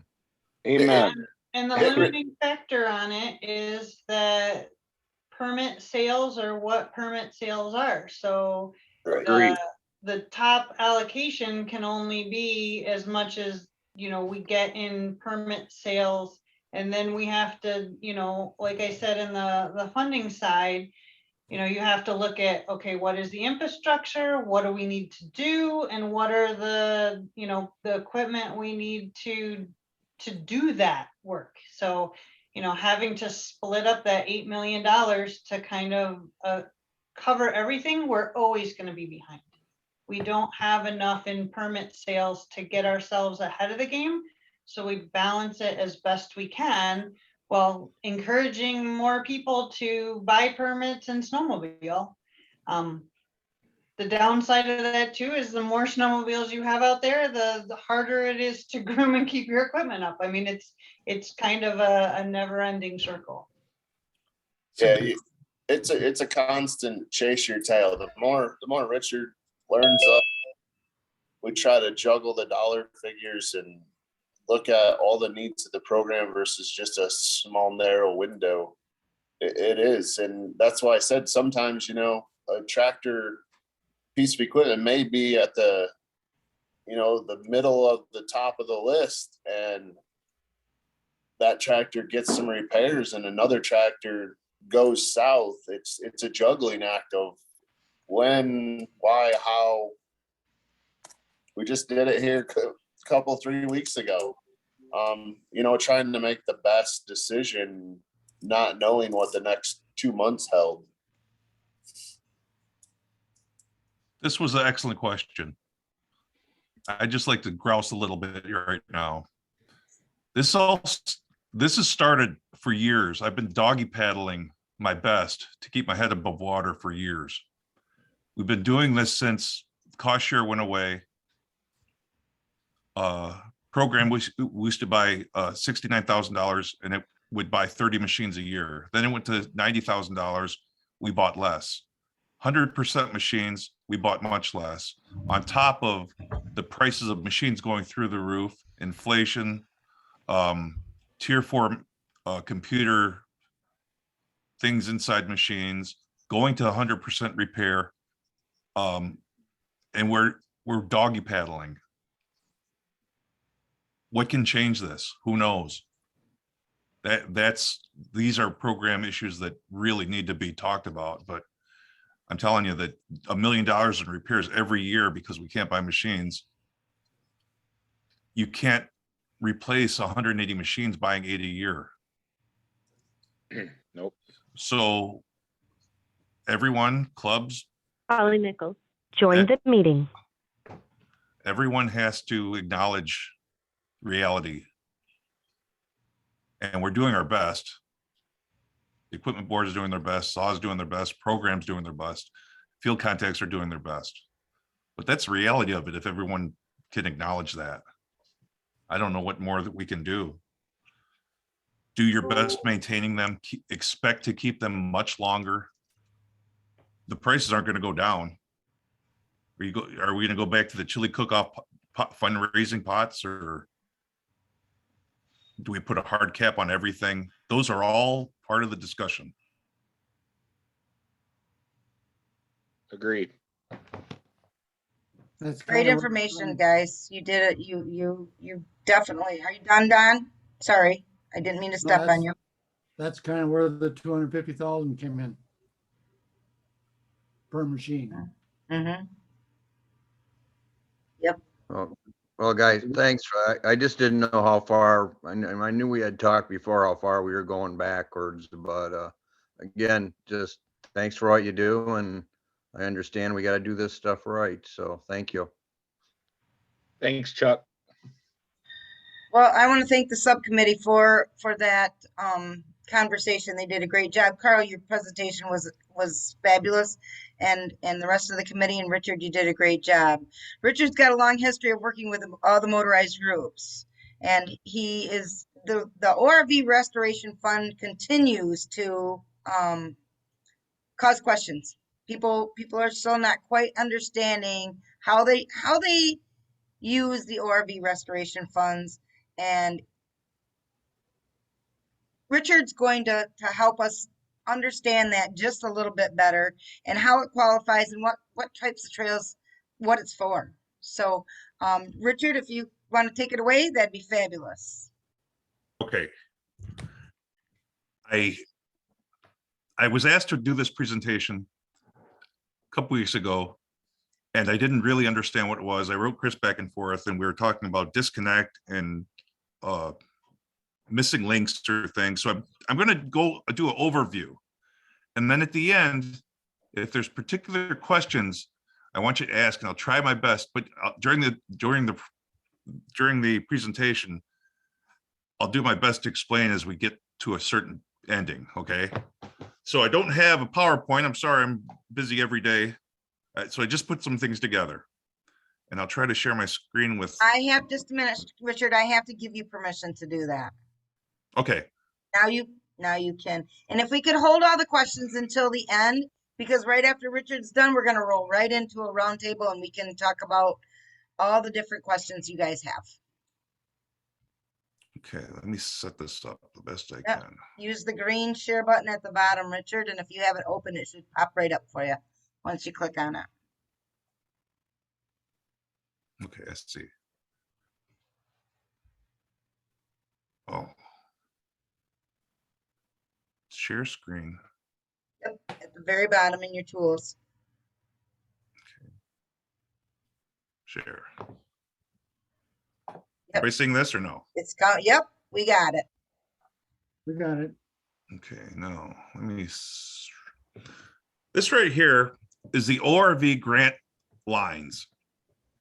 What you're going to be, can you see my cursor moving around? Yep. Okay. All these are different lines that the ORV funds, but don't even look at any of this stuff. But this is executive, and this is for our computers and rent and all that other stuff. Right here is for parks, this is for salaries for like myself and Chris and Jessica and all the trail staff, the recreation staff that are part of the ORV programs that get paid into. But right here, this is the maintenance development grants for ORV, 3.2 million. And right here is the 1.1 million for restoration. Now I'm going to ask a question now, because the ORV program has grown. It used to be $16, but it's grown. The funds are getting bigger and bigger, and restoration, when I was working in Snowmobile primarily, and Kubachuk was here, restoration means when someone destroys the property that they shouldn't have been on, such as a hill climb, or going through the woods in a parallel trail, or going through a bog and destroying it. These are restoration dollars.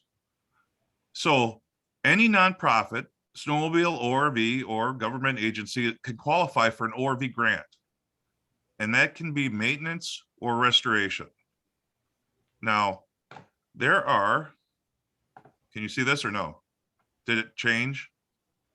Nope, not yet. Okay, now I You're on guess the same green. You're still on the same screen. You I might have- have to unshare and share again, Richard. unshare and share, new share. Okay, I see. New share, where is it? Just go back to your share screen, stop sharing, and then reshare your next page. Share. Share. Did that work or no?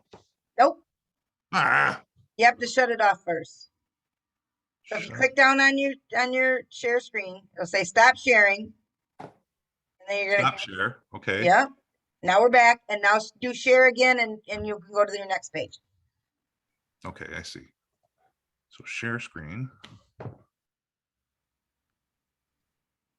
They make this technology so simple for us. I'm horrible at the share screen. Because you guys use Teams so much. Yes. Ugh. And it's just slightly different enough that it like throws us Yep. for a loop. Yep. Trying iPhone and to Android. share screen. Yep. Okay, I'm hitting the green button and I'm trying to Huh? open a Word document that's on my line, but I can't, my toolbar, but I can't. Is it Can you open on see your the desktop? screen that you want to do it? It's open on my desktop, yes. And when you hit the green button, do you see that screen pop up on your list? No, It should be showing your desktop. let's see if this works. Share. Yep. Did that work? There you're back. Okay, Give it a second. It's gonna come in. There you go. okay.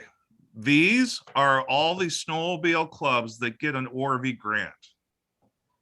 Currently, Irons, Kalkaska, Normenko, Elger Schoolcraft, Chippewa Snowcats, Iosco, Alcona, St. Helen, Gilgibic Range, Roscoe, Lachino, Houghton Lake, Ogama Hills, Tassa, Chippewa Snow Chasers, Tri-County, Sault Ste. Marie. There's a lot of clubs that get ORV grants. A lot of these clubs, now, if you remember back to the other one, that maintenance and restoration, a lot of these clubs do maintenance of the ORV trails, which ORV trails, they are basically brushing and signing. They also do grading of designated ORV trails. They also get their insurance paid for in contingency, and they do storm damage cleanup during the summertime. So the disconnect that I heard about snowmobile clubs getting ORV grants, I didn't know where that was coming from. So I'll just like to say that if a project is eligible and the maintenance is not already being taken care of by either a snowmobile club or there are a lot of trails in your areas that are taken by ORV clubs that are in good standing. We're not going to take it away from them to give it to you. So that's just like any other snow grant that somebody wants to have that you're in good compliance. We're not going to take it away if you're in good compliance. So on to the next. I hope I can do this right now. I have to stop the share. Yeah. And I have to go to. You'll be a pro before you know it, Richard. Oh, share screen. Attaboy, Richard. Now there, share. There you go. Jogging. There you go. Nice. So did it work? Yep. Yep. So now What- you should what are be you able to saying? use your scroll bar, and you should be able to show that whole map. Because we're only seeing a little piece of your map. Okay. Now, the ORV field contact per se is not your DNR fire guy. For ORV, your contact is the rec specialist for your region. So it would be K Cook in the west of the UP, Katona in the central UP, and Paul used to do it in the eastern UP, but he's gone. So Yesney's sort of filling in for me right now. In the upper right of the lower is Paige Perry, and Cadillac area in the west is Scott Slavin, and the northeast, Amy's gone now, so you're going to have to go through Greg Kinzer with that. And I think that's all there is, because Jill is more dealing with snow clubs and linear trails, because there's no, there might be one in Muskegon, a little one. I don't think there's any ORV down there at all, or the southeast. So your field contact, if you get a grant, is going to be a rec specialist rather than the DNR fire guy. They're going to review your grant application. They're going to see what projects you need. They're going to recommend approval or give you bad news. They're going to forward your application. They're going to be your contact when the grants come out, and they're going to verify and approve your paperwork for payment, all that. Okay. Now, on to a new one. Stop, share. Oh, geez, Pete. You're doing great, Richard. Doing great. Trying. All right. Share this now. This is the ORV database. The snowmobile grants I create in a Excel forum. The ORVs are created in this database that Kubicek put together that I had to learn by myself because he was gone, which I still don't really know very well, but I'm doing my best. These are all the clubs that I told you that have a grant. And here's one for Irons. They have a route and a Lincoln Hills route. These are official DNR ORV designated trails. They have contingency, and they didn't put in for insurance this year, but they have grading of these ORV routes through Schedule C rates. Now let's talk about that grading for now. Grading is done by clubs that have their own equipment, or they contract it out. There's different qualifiers for grading. So in the old days, on public land, you do grading on the ORV trail or route designated. we don't give restoration dollars for private land, which a lot of snowmobile clubs are on. We don't give it for county roads that are open to ORVs, just like we don't give counties or snowmobile money for epoxy crossings or for culverts in the roadway or for approaches to bridges or anything like that, even though a snowmobile can ride on the side of the road. Also, there's a thing called Public Act 288, which opened all forest roads in Lower Peninsula to ORV use. It added like 9,000 miles more of roads to ORV use. So I think part of maybe this is the disconnect that people wanted to know, and I don't know if this is true or not. How do I get grading money for ORV damage to a snowmobile trail? It has to be researched and determined if it's eligible. Is it an ORV trail? Is it private land? Is it a forest road open to ORV use by Public Act 288, which was unfunded? How are you going to do it? Are you going to use your snowmobile groomer to do it? 100% machine? No, you're not. Are you going to contract it out? Does the DNR have a PRD ORV grant available that the rec specialist can contract into to have something graded? There's a whole bunch of different qualifiers and scenarios that I can't get into for each individual question tonight. But maybe that's what people have questions on. What else? I do my best to fund clubs that have grading on ORV trails. I do my best to give clubs that have damage, even sometimes a snowmobile grant. And people say that's not fair. It seems like it's not. But another part of the puzzle of money from snowmobile, besides being the trail permit is the gas tax. ORVs buy gas tax. They destroy trails. We pay for their destruction. They're paying for it in a roundabout way because they do buy gas and they are taxed on it. If anyone would like to get a grant, we can go through the process and determination if that'll come out. Let's move on. Maybe we'll get more questions on the topic in a little while. Hang on. What else do I have? Oh, we've asked them to hold their questions for you, Richard, till the end. Okay. Let's see what's on my share screen.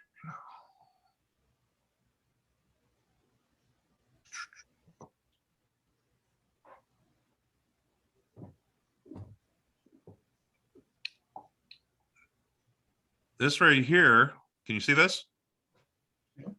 This is the law called Public Act 288, opening the forest roads to ORV use. And you notice I don't call Public Act 288 made ORV trails. It didn't. It did not designate any trails. It opened ORV use on forest roads. That's all it did.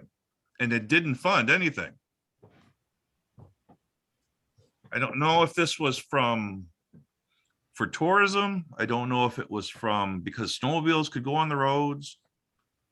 I don't know if it was for easy connection or getting from a trailhead to the campground or just to go have fun driving anywhere. I don't know. But this right here, in my opinion, is why a lot of things are happening out in the roads or out in the forest. Because anybody can go anywhere they want. And if anybody wants to see this, I can make this available and you can read it, exactly what the law says. Unless posted closed. Unless posted closed. Very few things are posted closed. It could be the door track. It could be a mud bog. It could be a sensitive area that has, different animals, endangered plants, whatever. Things like that can close it, but very few. I think do you know the percentage, Chris, are open? I think over 90%. I don't know like exact percentage, but I would say that over 80% of the roads they looked at stayed open. I think it's more than 80. I think it's like 88 or something like that. Percentages, 88% of all forest roads are open to ORV use. Correct. I think in So- our area it was mostly Pigeon River. Yeah, the Pigeon River, there's very few that's closed. And Pigeon River, Dewar Track, and things like a known bog area, things like that are what's closed, and it's not very much. So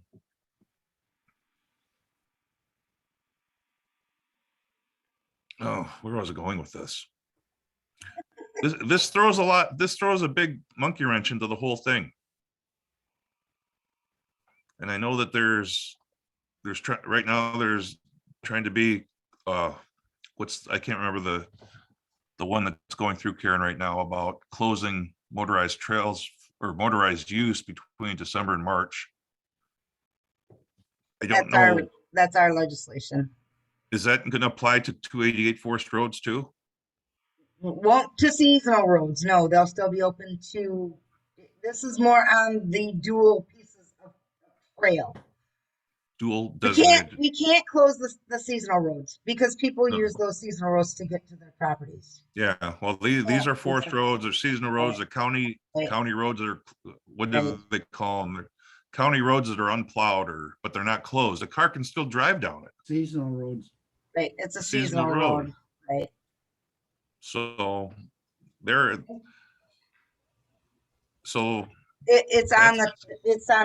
be on the trails. okay.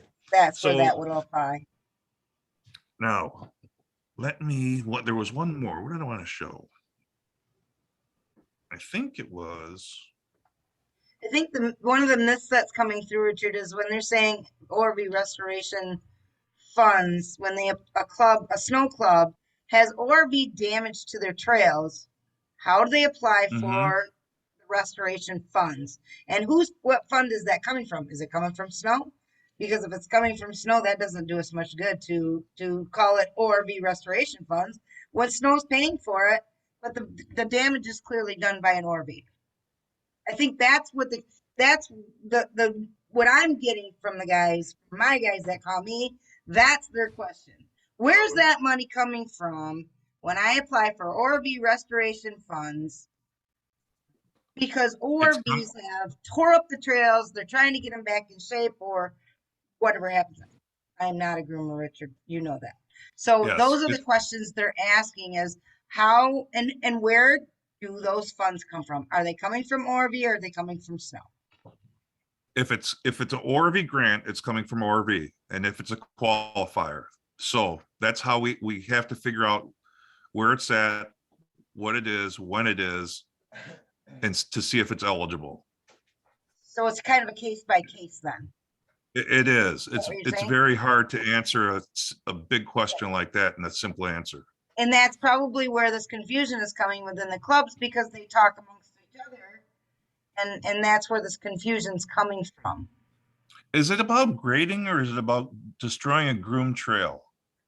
It's both. I've heard both. Where they've dug holes.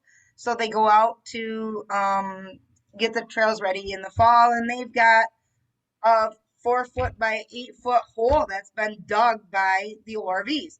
Well, Yeah, obviously a giant rut. Exactly. Yeah, okay. So obviously it's been done by ORV. Yeah, I've seen donuts that go in circles and swirls. I've seen the same thing on groomed trails where they just four-wheeling and drifting and making piles. I understand. So when that happens, are those funds, when they request those funds to repair that, is that coming from the ORV program? Or is it coming out of snow? It depends. Okay. The answer is yes and no, or yes to the snow, yes to ORV, yes to RIF, yes to wherever we can find it and there it qualifies. But it's like a case by case basis. Okay. If they're destroying the base and destroying the groomed trail, the only thing you can do is re-groom it, hope it snows some more. Yeah, I mean, you can't fix it for the rest of the season right there. We're talking about the snow trail, not the underground dirt ruts. So I don't think I can answer that question unless applications start coming in or if I get specific questions from specific clubs with specific locations. Okay. And that's fair. So that's understandable and that certainly makes sense. And if it's on private land and the ORVs are trespassing, it's not going to be qualify as a restoration because it's on private land, even though it's designated snow and they're trespassing. That it's not even a maintenance issue. It's more of a law enforcement trespass issue. So But it has to that's, be a dual section? Is that what you're saying then? yeah, It would have to be on a dual. has to be dual section. Got it? Yes. Dual section, state land, open to the public. Okay. But I can help anyone that has questions, personal questions and qualifications to find money for things like that. Okay. Now, the ORV grants are just like Snowmobile, where you find them. Let me see if I have a link. Yep, here it is. I gotta open my email now. Hey, Richard. Yes. This is Joe Bartlett. Can I ask a question real quick? I hope so. We're gonna Yes. hold the questions till the end, Joe, if that's all right. Because it's Yeah, I know. I 7 just heard These people guys talk. been sitting here since 5 and they're probably needing a 5 or 10 minute break. And if so, I was waiting for Richard to finish up and then we take a little break and I see there's lots and lots of questions. Okay, hang on a second. Now, where can I open this now? Sure. So, just like the Snowmobile application, the ORV one is also out there at michigan.gov/DNR, the ORV Trail Improvement Fund. And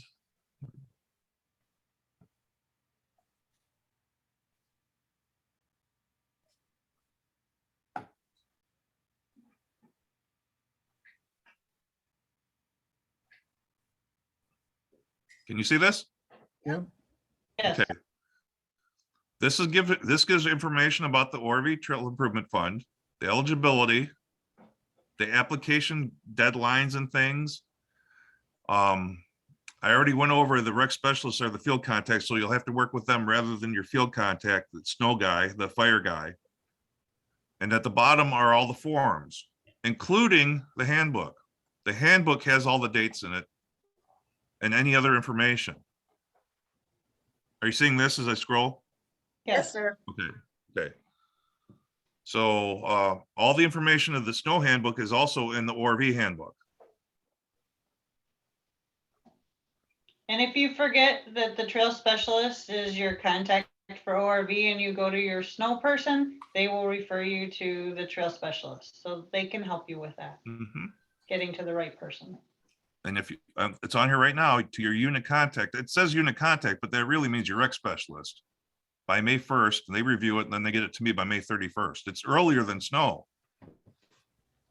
You know, I get all this stuff all at the same time and I'm just bombarded during this time. So just do your best. If you have questions beforehand, we'll try to answer them for eligibility or what fund to go after.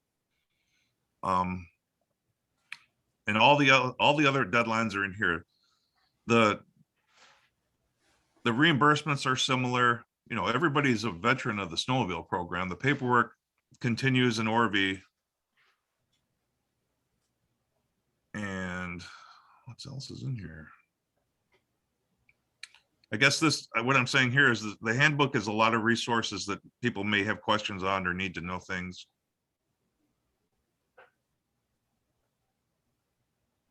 But everyone in the snow program definitely qualifies for an ORV grant if there's something eligible. Be it maintenance, be it beaver control, be it crushed culverts, you know, on dual use trails that there's problems on both. Okay. Oh, I think I covered everything I wanted to. I know, I know. Chris and Carl had a very good PowerPoints, and I skipped around. I just got so much crap going every single day. So I thought you did a really good job of like showing what needed to be shown, Richard. We appreciate your time here, Richard. We know you're busy. You know, we know you worked all day, just like the rest of us, and you're here with us tonight, just trying to help us make the program better. So it's 7:11. Do we want to take a 10-minute break, or do you guys just want to keep on rolling through? Thoughts? Let's take a 10-minute break. Okay. Bye, We'll Ray. meet back here at 7:20. Okay. Okay. You know, play music. Haha. I could sing. Okay, I'm good. And you guys are welcome to talk amongst yourselves too.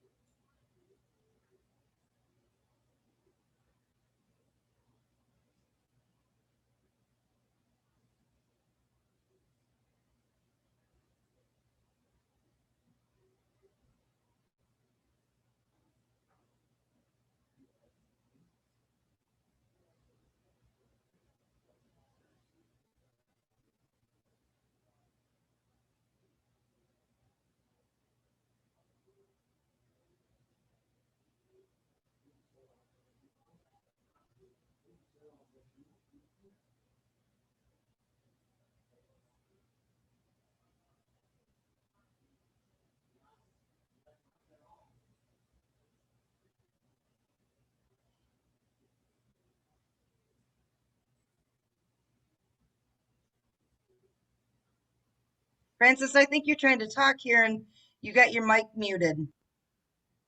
Are you trying to talk to us? Francis Hummel?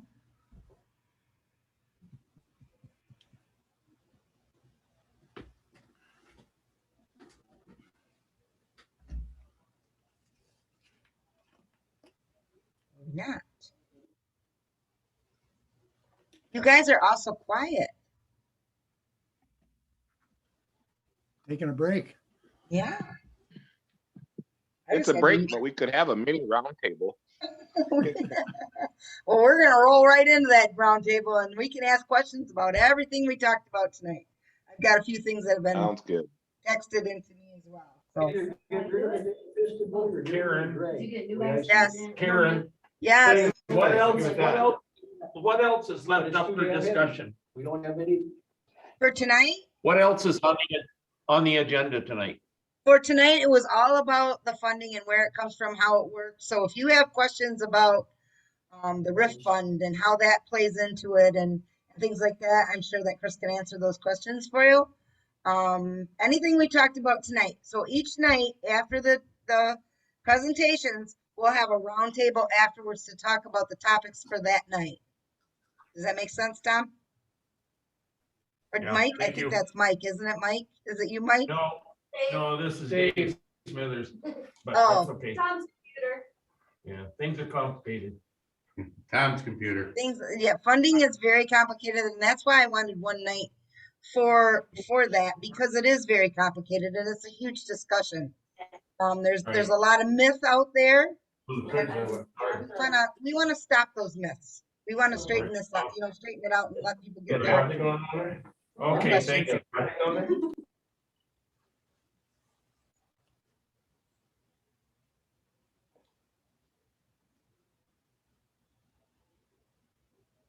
How many of you guys are planning on going to the SAW committee meeting? How many of you have been to the SAW committee meetings? Besides Don. I'm not gonna go, but I'm gonna turn on my laptop. It'll be nice when we can start meeting back together again. I'm looking forward to that part. I did check on the Snowmobile Museum. For And June? Thursday. For June, and Thursday is okay, and they do, there's no charge. That's awesome. They're so good to us.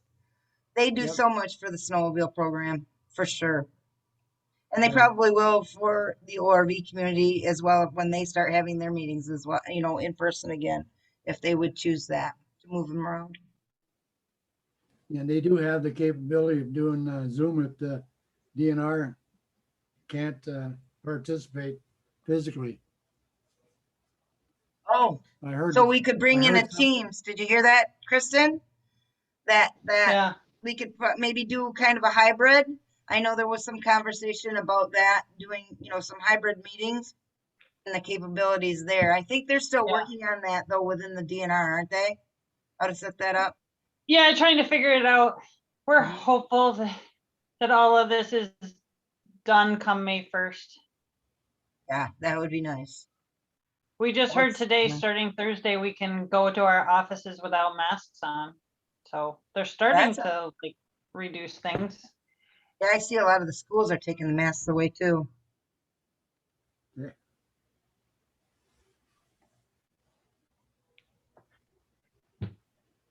Yeah, I don't know, Kristen, if you want to pass that on to Jessica, she had the question whether or not there was a charge for that. There is no charge at the Snowmobile Museum, not in Auburn, so. Okay. For a SAW meeting. Hey, Don, I gotta clarify that. Go ahead. There was no charge for our small meeting that we had, but for a large meeting where we fill the room, Karen, did we pay them in the past through the, my Sorba? I don't think we did, Joe. Okay, I just don't want to, let's confirm that before you put it out there. Yep. Yeah, And then I can do that. I'll call Charlie tomorrow. Well, I know President John Newman is working on a ride for March, hopefully, and that will be one of the destinations for lunch. And he was going to try to set up a lunch there with the restaurant next door. I don't know the name of it. That has the wonderful pasties because they're just amazing. And I will be ordering extras so I can bring them home. Well, But- it may help if we cleaned up afterwards because that's all volunteer. And, they gotta, they're vacuuming Right. and washing and cleaning in their bathrooms. So, you Right. know, they're Right. just trying to cover that. True. It wouldn't hurt to volunteer donation or Okay, something. we are at 7:21, so let's get this party started. Is Richard, are you back? And Kristen? I'm here. John Newman's on, so anybody that has questions for any of them and how my server plays into this and how we can be helpful, John can, or I can answer those questions. But let's roll out with Joe, because I noticed your hand was first up with your question.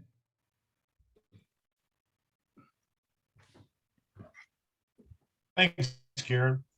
You know, earlier when we started the program, I asked Kristen about the ORV restoration money, where that money came from, because she said it comes out of the ORV permits. Now, our club being a joint club, snow and ORV, we got 104 miles, 60 miles ORV, the rest is snow only. Now, a section of the snow only trail is on state land, and it's a stretch between two county roads. And that section of trail during the hunting season, when hunting season starts in fall, you know, you got the bird hunters and the small game hunters, and then the bow hunters and the bear hunters, and then finally gun season comes. That trail is destroyed. I mean, it's completely ruined, and there's big holes and washouts and everything else. And over the years, because we're beginning to do our grooming in December, we have to have that graded, and we end up using our snowmobile restoration funds to do it half the time. Is the ORV side, can we use our ORV restoration fund because we have an ORV grant to fix that trail?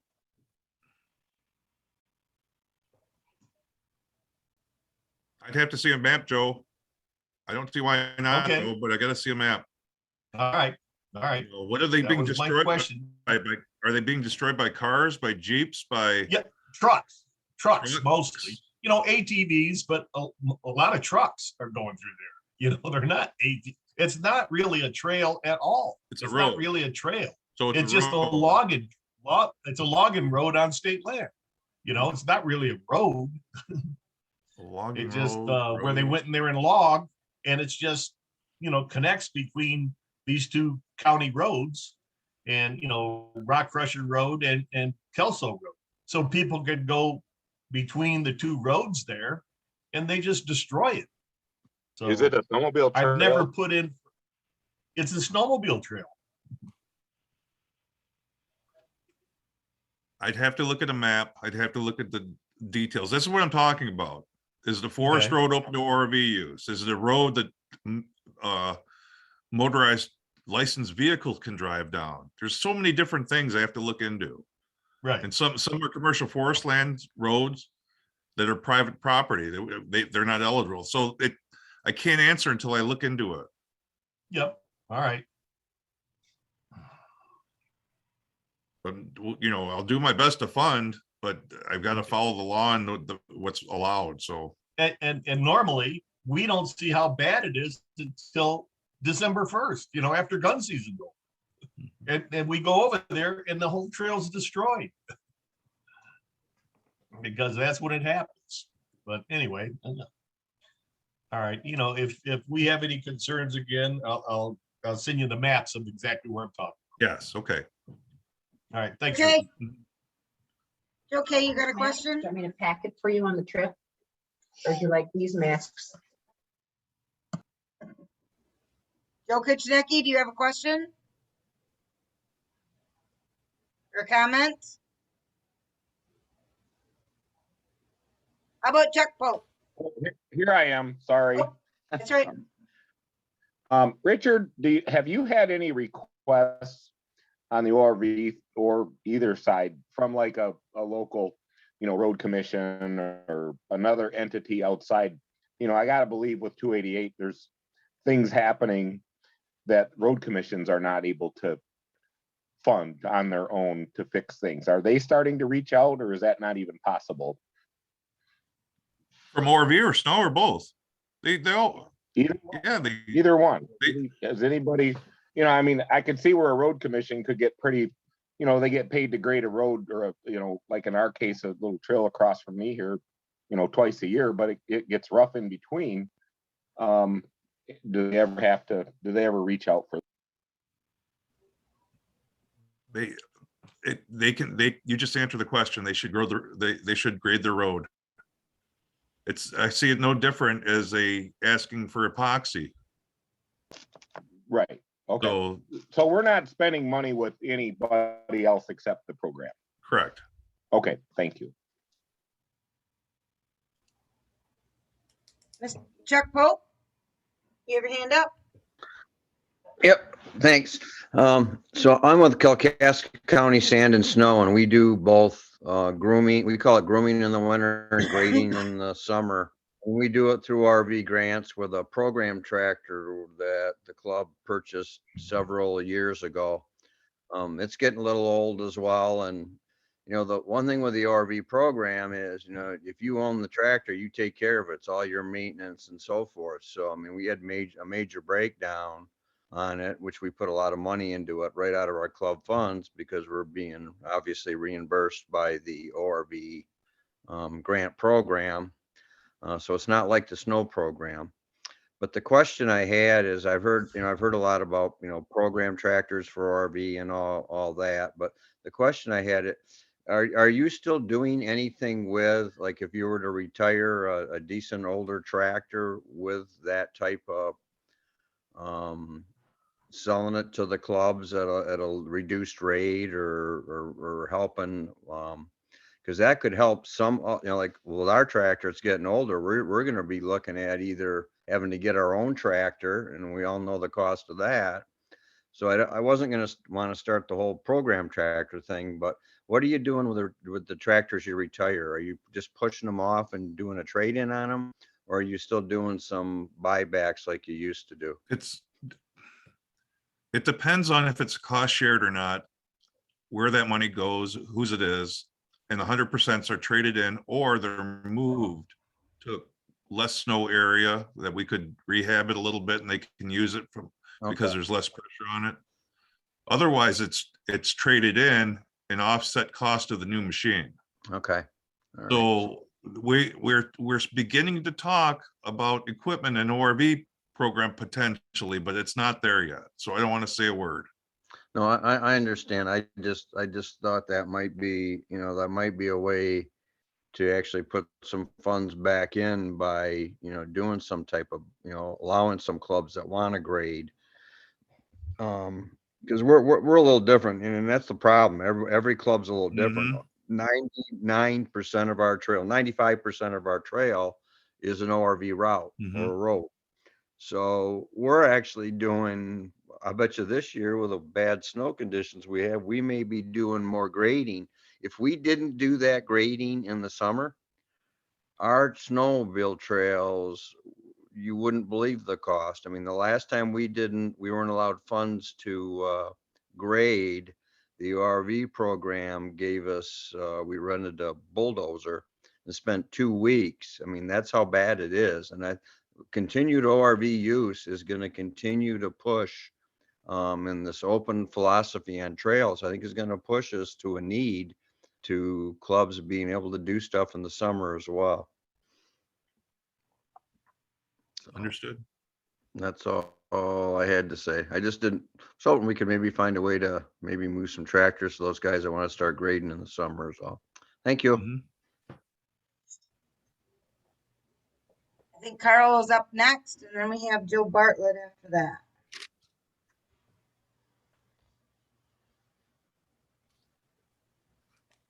Sorry, I didn't put it down, but there was from back when Richard was having the conversation about ORV restoration and all that. I think 90% of the time, Karen, like on Tuesday nights and a lot of the questions, most of the time, unfortunately, you can't really call it ORV damage. It's ORV use that isn't conducive to a snow application on top of it. And, and I have it saved now in my file, the email from Richard that talks about it can't be used for private property, forest roads, county roads. And most of the time it's all forest roads that our trails are on, that people want to know where the funds come from. And like I've said, most of the time comes from the snow program, unfortunately. But I've also said that it would be no different than Richard calling us up and saying, hey, go groom that snow or the ski trail over there. You wouldn't want snowmobile funds to go plow a ski trail. So even though we don't like it, I think it's the proper not use of the money.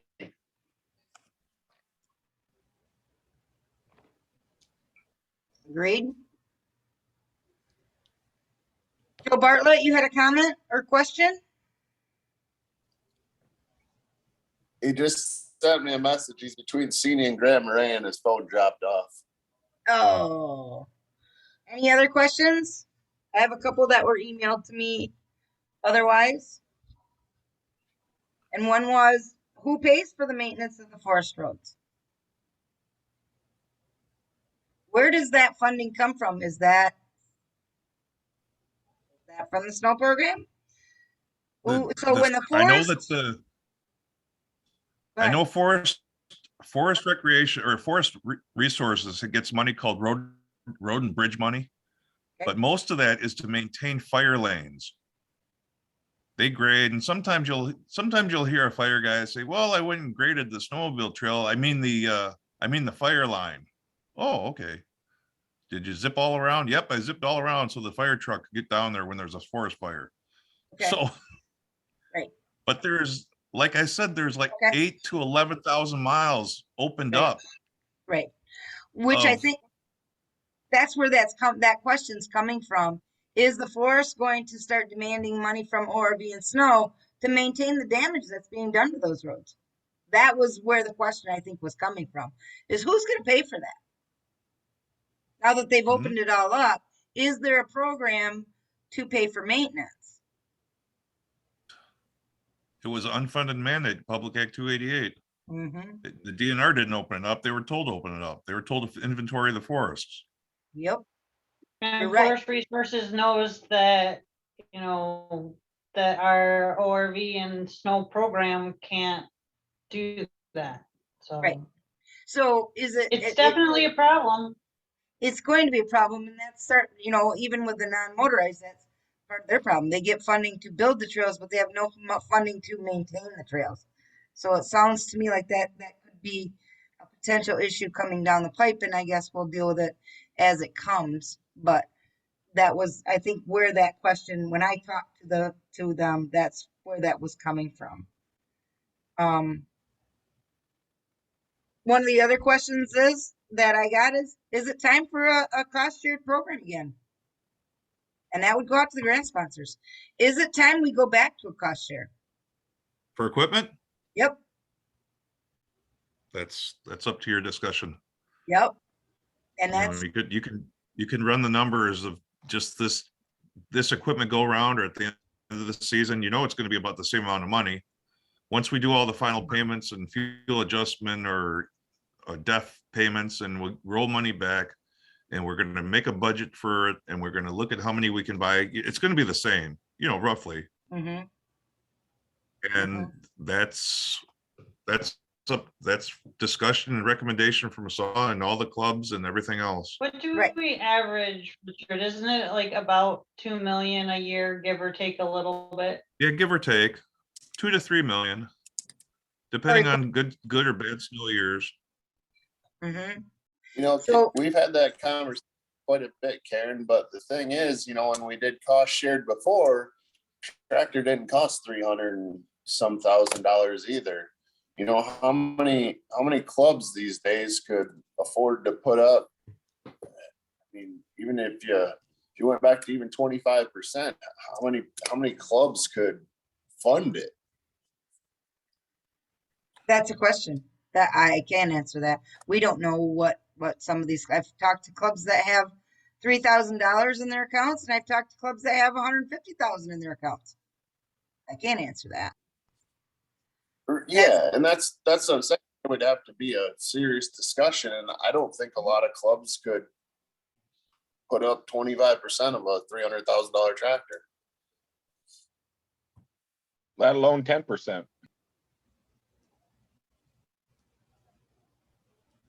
Right.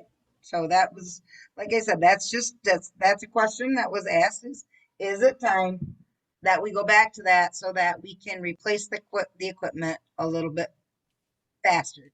For if we went 75-25, you'd get one more groomer theoretically for every 4 that we bought. That's a question. That's a thought. I don't know the answer to that. And that's something that's got to come from the 67 grant sponsors. You know, they would have to weigh in on that. But some are absolutely on board with it. Other ones say absolutely not. So it's definitely discussion time for that. I'm not sure. I don't know what the answer is. One of the other one was, how does a club that's not an ORV club, they're strictly snow, can they then, they're not just apply, they would apply to you for ORV restoration funds? They don't have an ORV grant, they just have snow. But they want to Yes. repair the trail. They Okay, would talk to their local recreation specialist, okay, get a map, show where they're at, what they need. And then it'll be evaluated. So it's Okay. possible. okay. All right. That was the question. Do we have any other questions?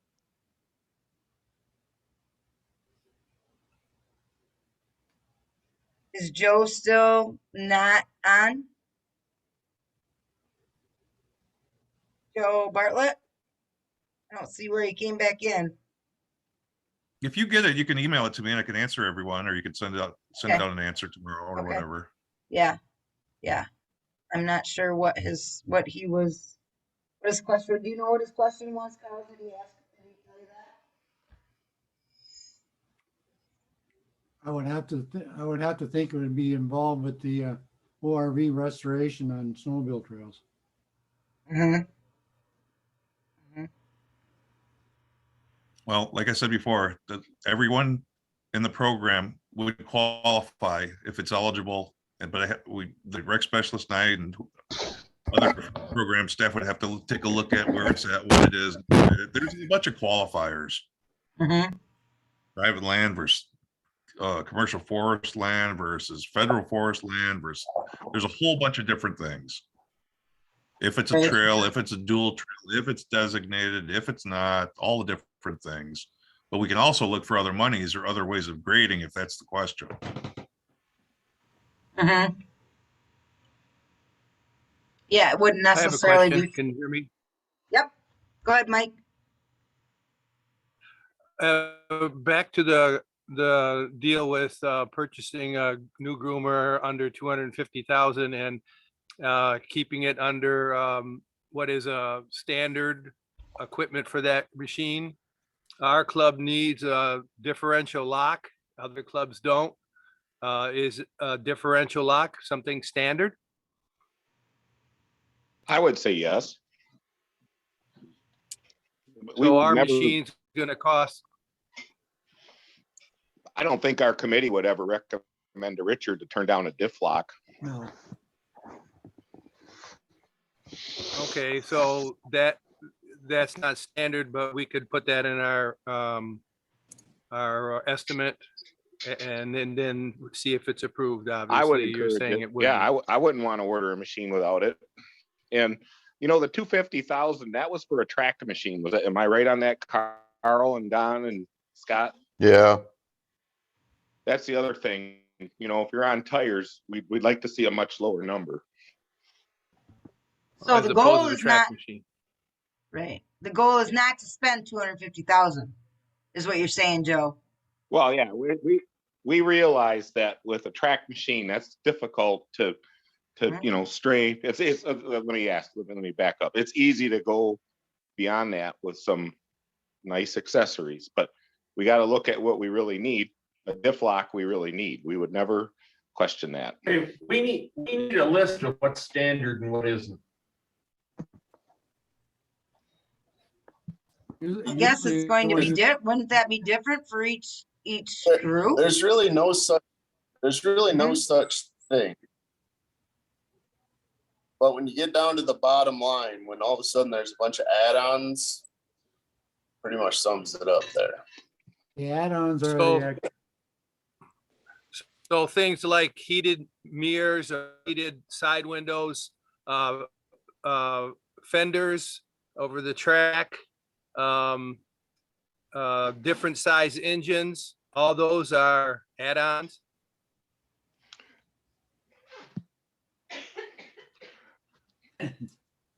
I would say heated mirrors and windows are not necessarily an add-on, but a very large engine would be.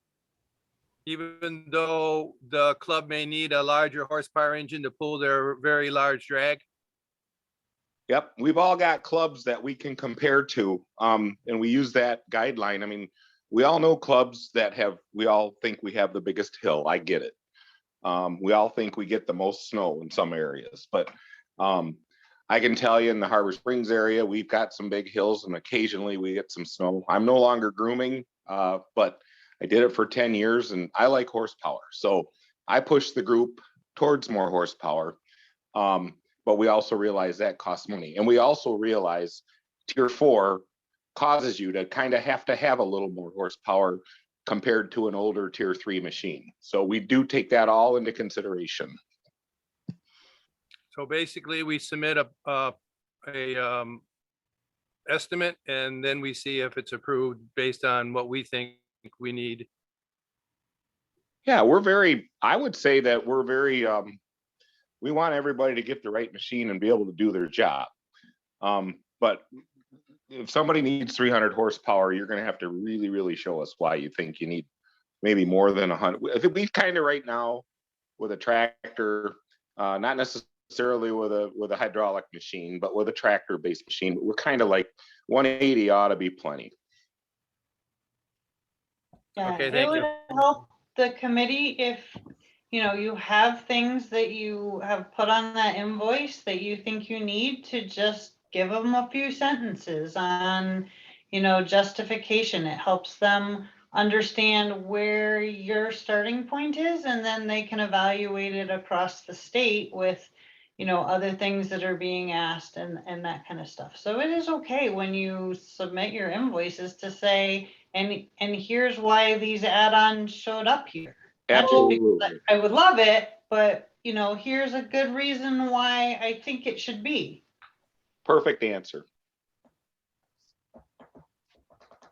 on engines with like a Tucker and a piston bully and hydrostatic drives, we're looking at 200 to 210, 220 horsepower.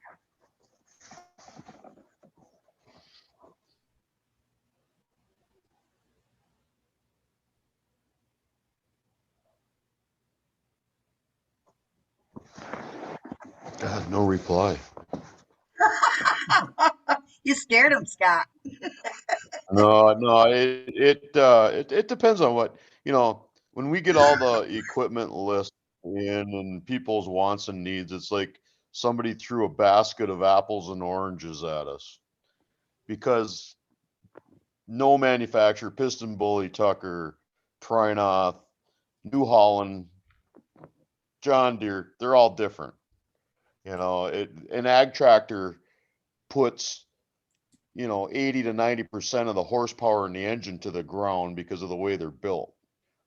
Piston Bully, because they're a hydrostatic machine, they create a lot of heat with their horsepower to get that to the ground. And Tucker turns too many right angles with their horsepower, and by the time you get 175, 200 horse, it's probably 55 horse at the ground. It's just the way the machines are built. So, and every club's got their needs. You have swamps, you have hills, you have whatever, and we try to factor that all into everything that we're doing.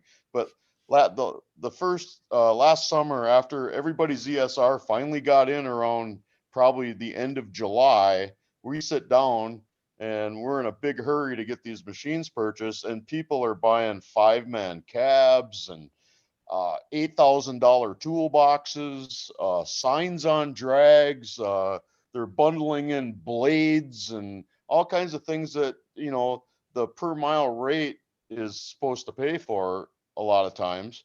But, you know, those are luxuries basically that are not needed to groom a snowmobile trail is what we're getting at.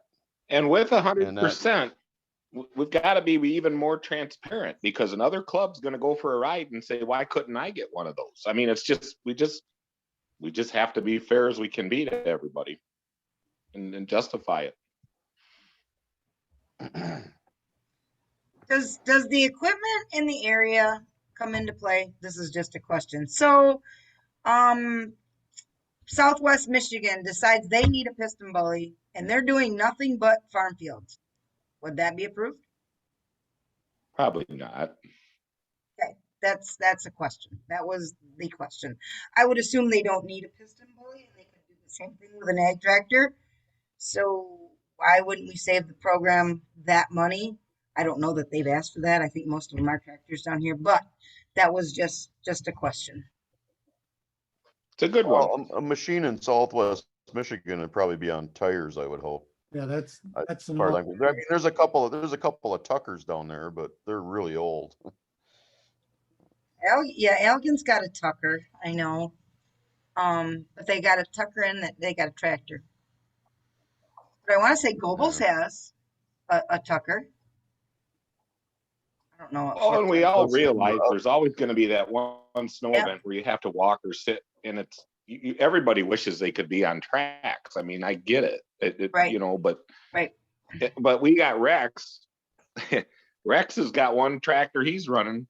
I don't know how much.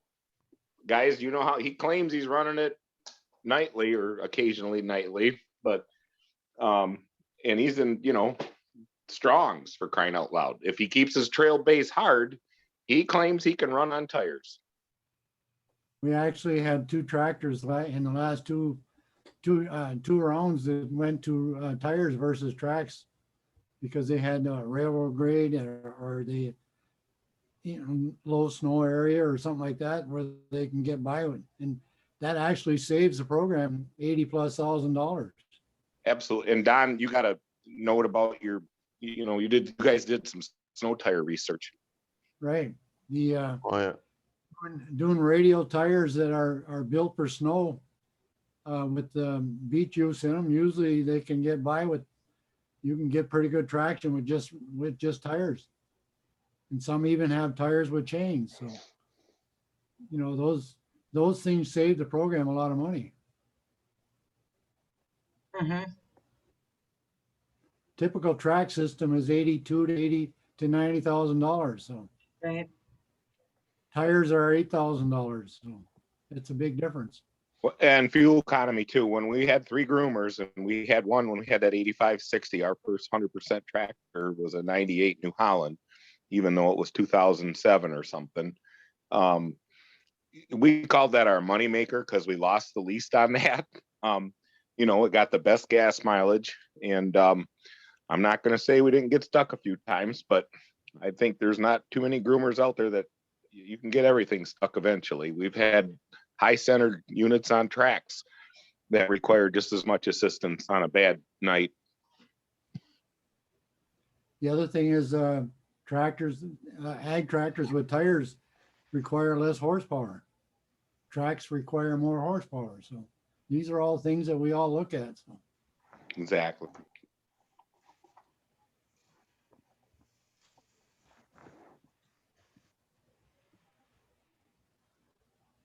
Hey, Karen, at the last groomer workshop when we could drive tractors, I missed the last couple. I was out of the area, but did we have people running any demos on tires? I don't think I want to say we had a John Deere that had tires. Okay. Didn't we, Well, Carl? obviously that. Carl would probably remember that better than me. Yeah, they did bring one year. They just brought a John Deere that was just on rubber. It was like the 6150R, but it was just they didn't have anything that tracked, so they just brought that one. And then, boy, it would have been. It's been a few years. Dan brought that. T5 that was on winter tires. Yeah, so there is, there is some of that. Thank you. Be perfectly honest, Joe. They're distractors to me. That's There's fair. green You got ones, enough on. there's green ones, blue ones, and red ones. Yeah, you got an orange. And yeah, you got enough on your plate.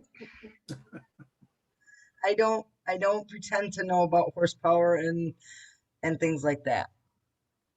So That's why we have the people that are knowledgeable on that subcommittee. you're absolutely right, and I'm not one of them. Me neither.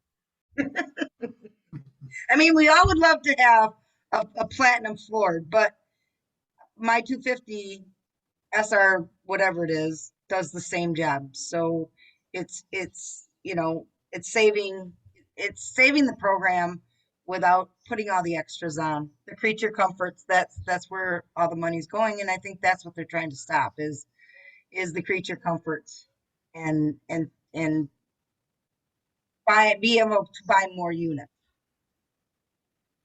And if a club wants to kick a little in, we've done it ourselves.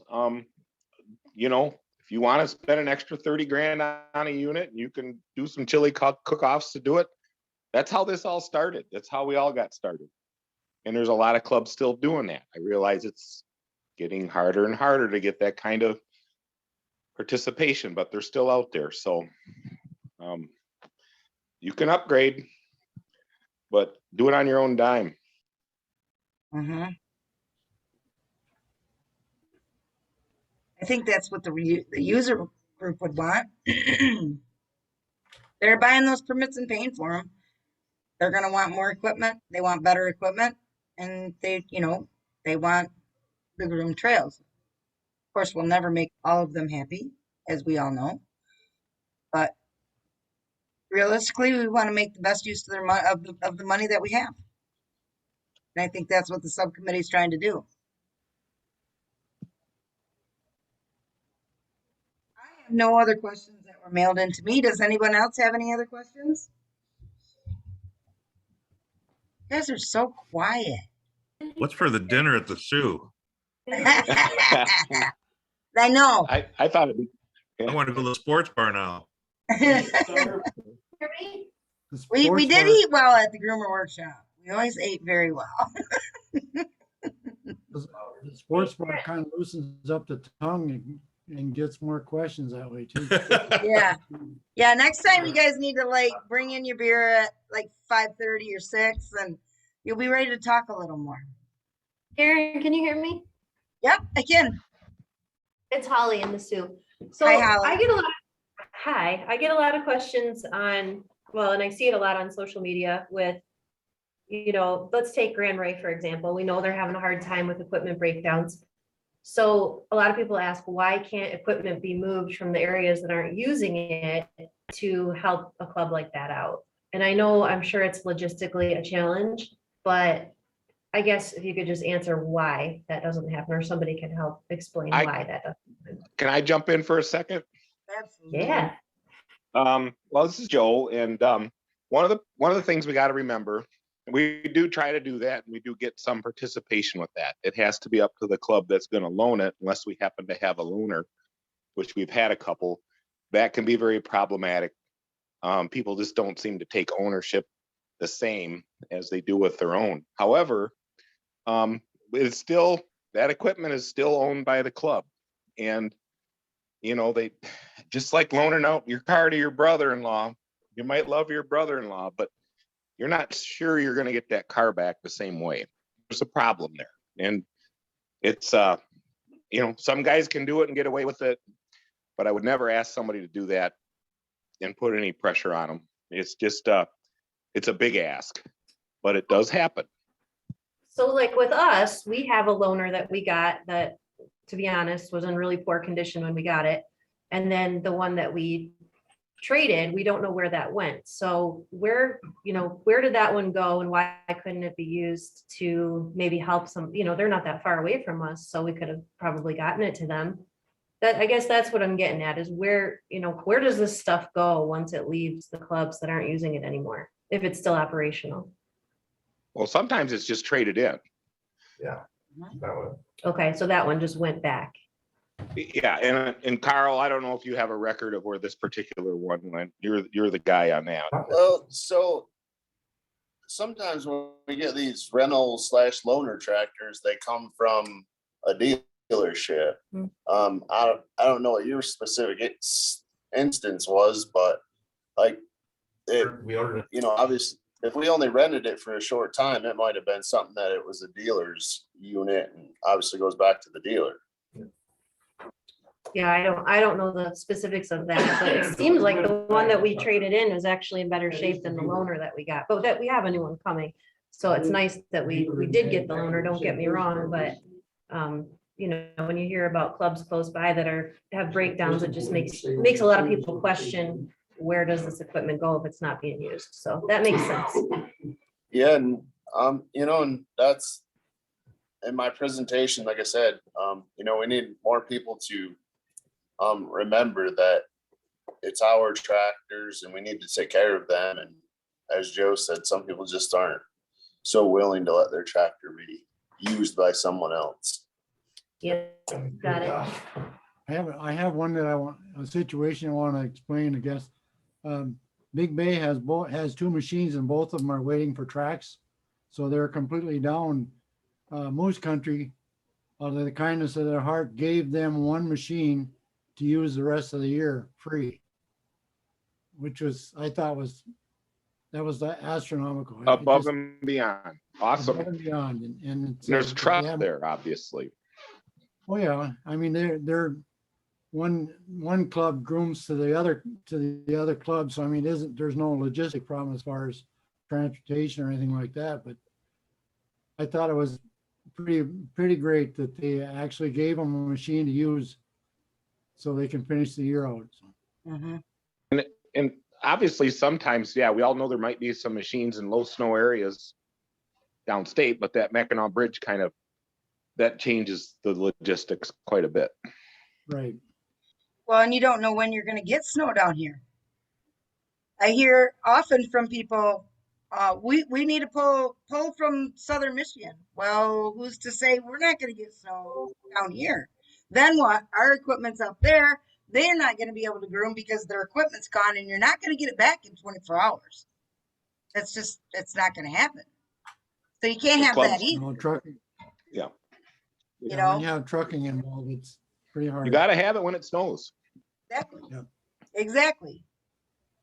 And so, yeah, they don't get the snow down here. They don't get the amount of snow that you guys get in the UP, but they don't get their equipment replaced near as often either. So now trucking are getting to go high too. You have to look at sometimes would it even be worth it to truck the machine exactly by the time you get it there and back. Because it's got to be $3,000 probably to move it up there. I would think there's $3,000 there, $3,000 back. They ain't doing it for free at $4 something a gallon. Also, if it's a wide load, you got to have all the issues of getting across the Mackinac Bridge. You got to pull permits, which take time. Right. So it's a logistics. It's a logistics nightmare. As you I'm said, sure. Holly, it would be logistical. Right. And we run into issues in our meetings where it's like, okay, the club gets it back and then they're asked to fix it on their grant. And because they didn't get a machine back as good as what it left. I think we had a couple of situations like that, or at least one. Yeah, we had problems with the loaners going out and coming back broken, unusable, that kind of stuff. Right. A goal would be that we would have some of these be in a position to maybe keep a couple units, spare units eventually up there. Maybe one in the west end, one in the center, and one in the east end. I mean, we have one in the center, but of the UP, but you gotta be able to, it still costs the program money. Because that trade-in's not going back. The trade-ins go against the new equipment. So it's all comes back down to the dollars.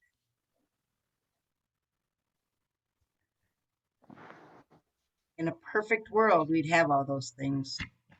We all scramble, and anytime that something comes up and we brainstorm the heck out of it. And Yep. luckily we, you know, with Karen's help and Carl's help and Richard's help, we can get the data from, you know, wherever, you know, whether it's the club or the machine or the situation, you know, we've got all those tools.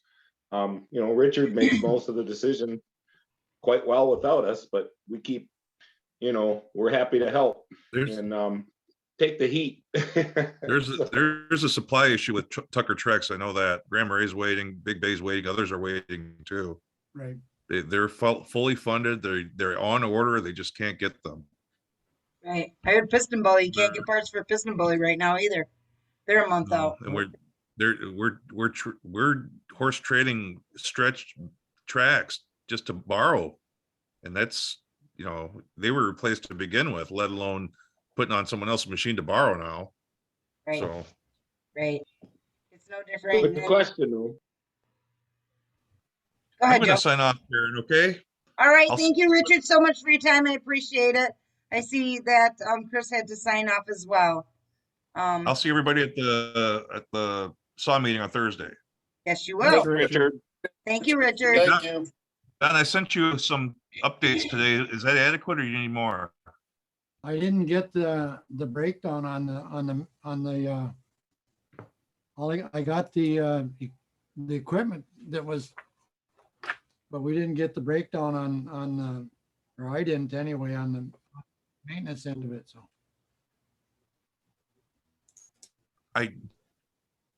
Write me an email tomorrow, okay?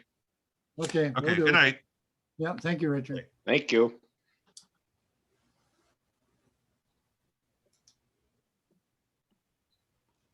Do we have any other thoughts, questions, ideas?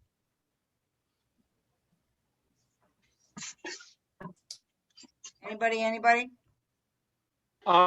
You know, one of the things we did when we were buying equipment in our club was we would, you know, hook up with another club or do some research through the, you know, whatever means, and go and visit that club and get a chance to run their equipment if it was something similar to what we were unsure about. I mean, don't be afraid to look at some different equipment, even though you've always had the same stuff, because everything's changing so fast. There might be some new options out there, but I think most clubs will let people jump in and go, and maybe let you groom for half or the whole night just to get some relief. So keep that in mind when you're shopping. Correct. I think there's other elements when you're shopping too. Just for example, on the New Holland and John Deere, Scott can explain better, but they have some options with the transmissions that save fuel and make it a lot easier for the operators too. Maybe Scott could kind of fill us in a little bit on that with the IVT transmission and that kind of stuff, programming and all that. So. Yeah, the John Deere's got what's called an IVT transmission, and New Holland's got a CVT transmission. They're both close to being the same, but you can program these machines to give you the required horsepower when needed. Basically, you can operate them with your thumb. Yep. And they're, you know, and what I have noticed is the fuel savings. I mean, I'm running 8-9 hours on one run with Marquette Mountain and the whole bit, and we're only burning like 40 gallons of fuel every night.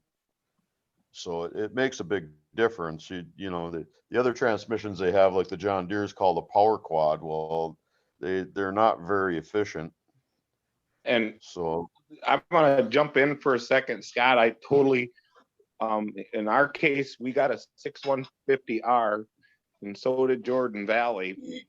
I thought I was doing the right thing by not spending the money on an IVT transmission and thought it would be simpler because our power quad on our previous tractor worked so well. But when we went to tier 4, we found out the hard way that the IVT, in at least for snow grooming, is the only way they should really sell that, because the power band is narrowed way up. They don't let those engines lug, and they really control them. And the IVT transmission, or any kind of a continuously variable transmission, will allow that engine to stay in its happy place.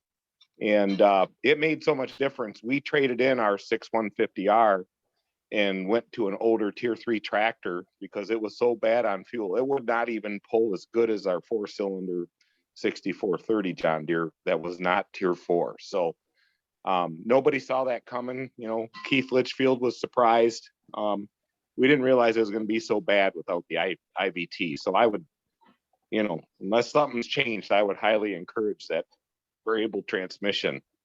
Even if you don't use all the features, don't be afraid of it. And there are a lot of features. There's a lot of buttons. Well, I get new groomer operators every year, and they sit up in the cab and go, what? But it's pretty simple when you get it all set up for them and they don't have to touch anything. So. Agree.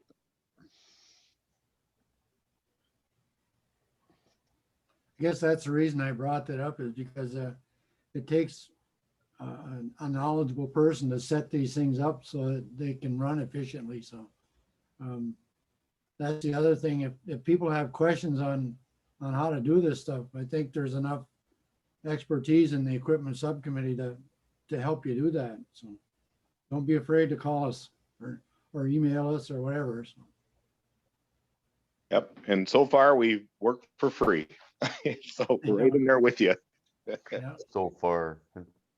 We just want to make the program better. That's all. You guys you're not getting paid, Joe? My check cashes. I got love and understanding. It's a hobby. That's a nice way to say it. We love it. I keep telling myself that. Everybody has to have a hobby. Well, I applaud all of you for what you do because it's amazing.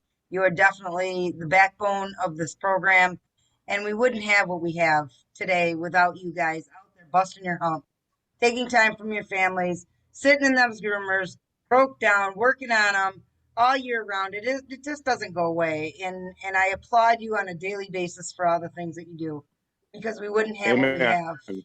We would not have what we have. And unfortunately, our user group just doesn't quite understand it. I still get calls and emails from people complaining about the DNR and how they groom. It's like, where have you been? It's amazing to me. It's just amazing to me. But we've been preaching for years. I know. And I, like I said, all you can do is continue to educate.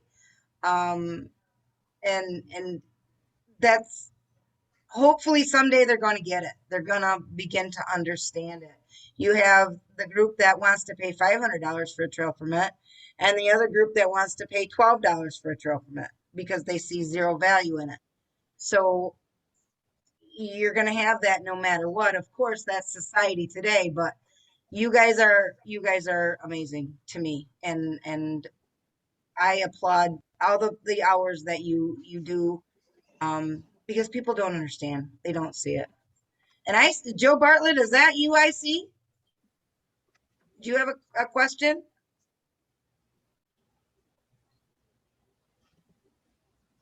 Nope. Yeah, I guess another thing that I can put in my other 2 cents is we work with a lot of dealers, so we know what's available in different places for tracks or parts or whatever. And we can steer the sponsors in the right direction as far as finding equipment and stuff like that. So. There were reports that Peter had some kind of altercation with Roberto. They can be very helpful and knowledgeable. I know when Grand Marais was down and they were struggling, I was talking with Don, and he said club up there was getting a new unit delivered, and they could have used the one that was supposed to be picked up. He had already talked with the dealer. Ended up not being able to be used because it was a wheeled vehicle, wheeled truck, or wheeled tractor, but still, those are the things they can help with. And I can get you into touch with them, or they all have phone numbers. You have all their contact information. Feel free to reach out to them, and they'll help you. Lord knows Carl will talk to you for hours. Carl has no problem. Sometimes when I'm not even connected to anybody, I just keep talking. I thought I was being a good guy by not looking at my phone, and it backfired. Gave his whole presentation in a locked screen. Nobody You have to has put a more red fun than light we on. do. Well, I think that if we don't have any more questions, I think we can call it an evening if you guys are ready. Unless you have more things you want to talk about.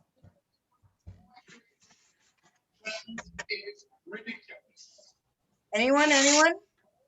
Mr. Newman, would you like to say a few words Thanks to these everyone guys? for being here. Thanks for all the participation. Thanks for all the hard work you guys do. Program wouldn't last without it, period. I have a question. Go ahead, Red Chuck. Go, Chuck. You've already asked one. Well, this is one for the equipment guys. Are they outfitting the new groomers with a snowmaker? I haven't heard of any. We sure could use that one down here. We have we used to buy equipment that would melt snow, but I never had one that makes snow. They're having a hard time figuring out how to drag that water main behind it that you need to make snow. Yeah. Well, yeah, Don, you guys have been pretty good on snow this year, haven't you, Don? Oh yeah, it's been good. Yeah. Yeah, This is the the UP's worst hogging it. Yeah, we're almost 25, 26 inches under this year. It's all in Marquette. Yep, that's where I'm going. I'm Marquette. leaving. I'm on my way. Yeah, it's just crazy. I guess that's some of what creates the passion of why we all do what we do too, is it's always changing. If we did the same thing every year, and every year the same areas got the right snow, the good snow, whatever, we'd all become complacent. And this keeps us going, and it keeps us on our toes. Some years are worse than others, of course, and some years are better. If we get 3-4 good weekends down here to ride, we're really doing something. So we actually had 4 this year, so that was good for Southwest Michigan to have that many.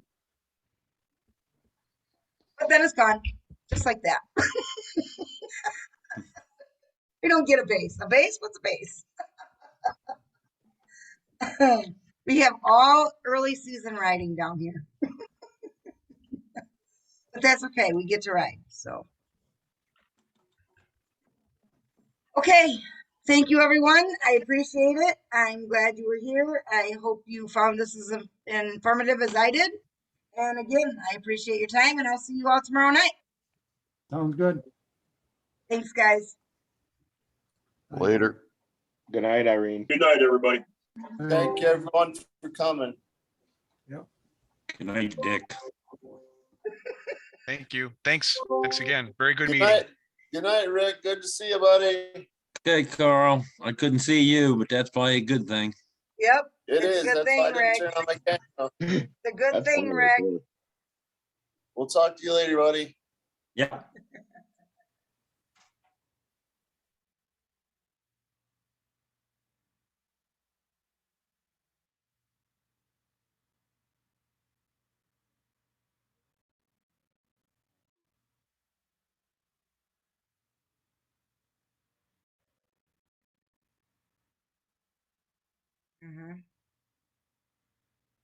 Are you confused, Rick? Can't figure out how to get out? You gotta push The end. Click on end.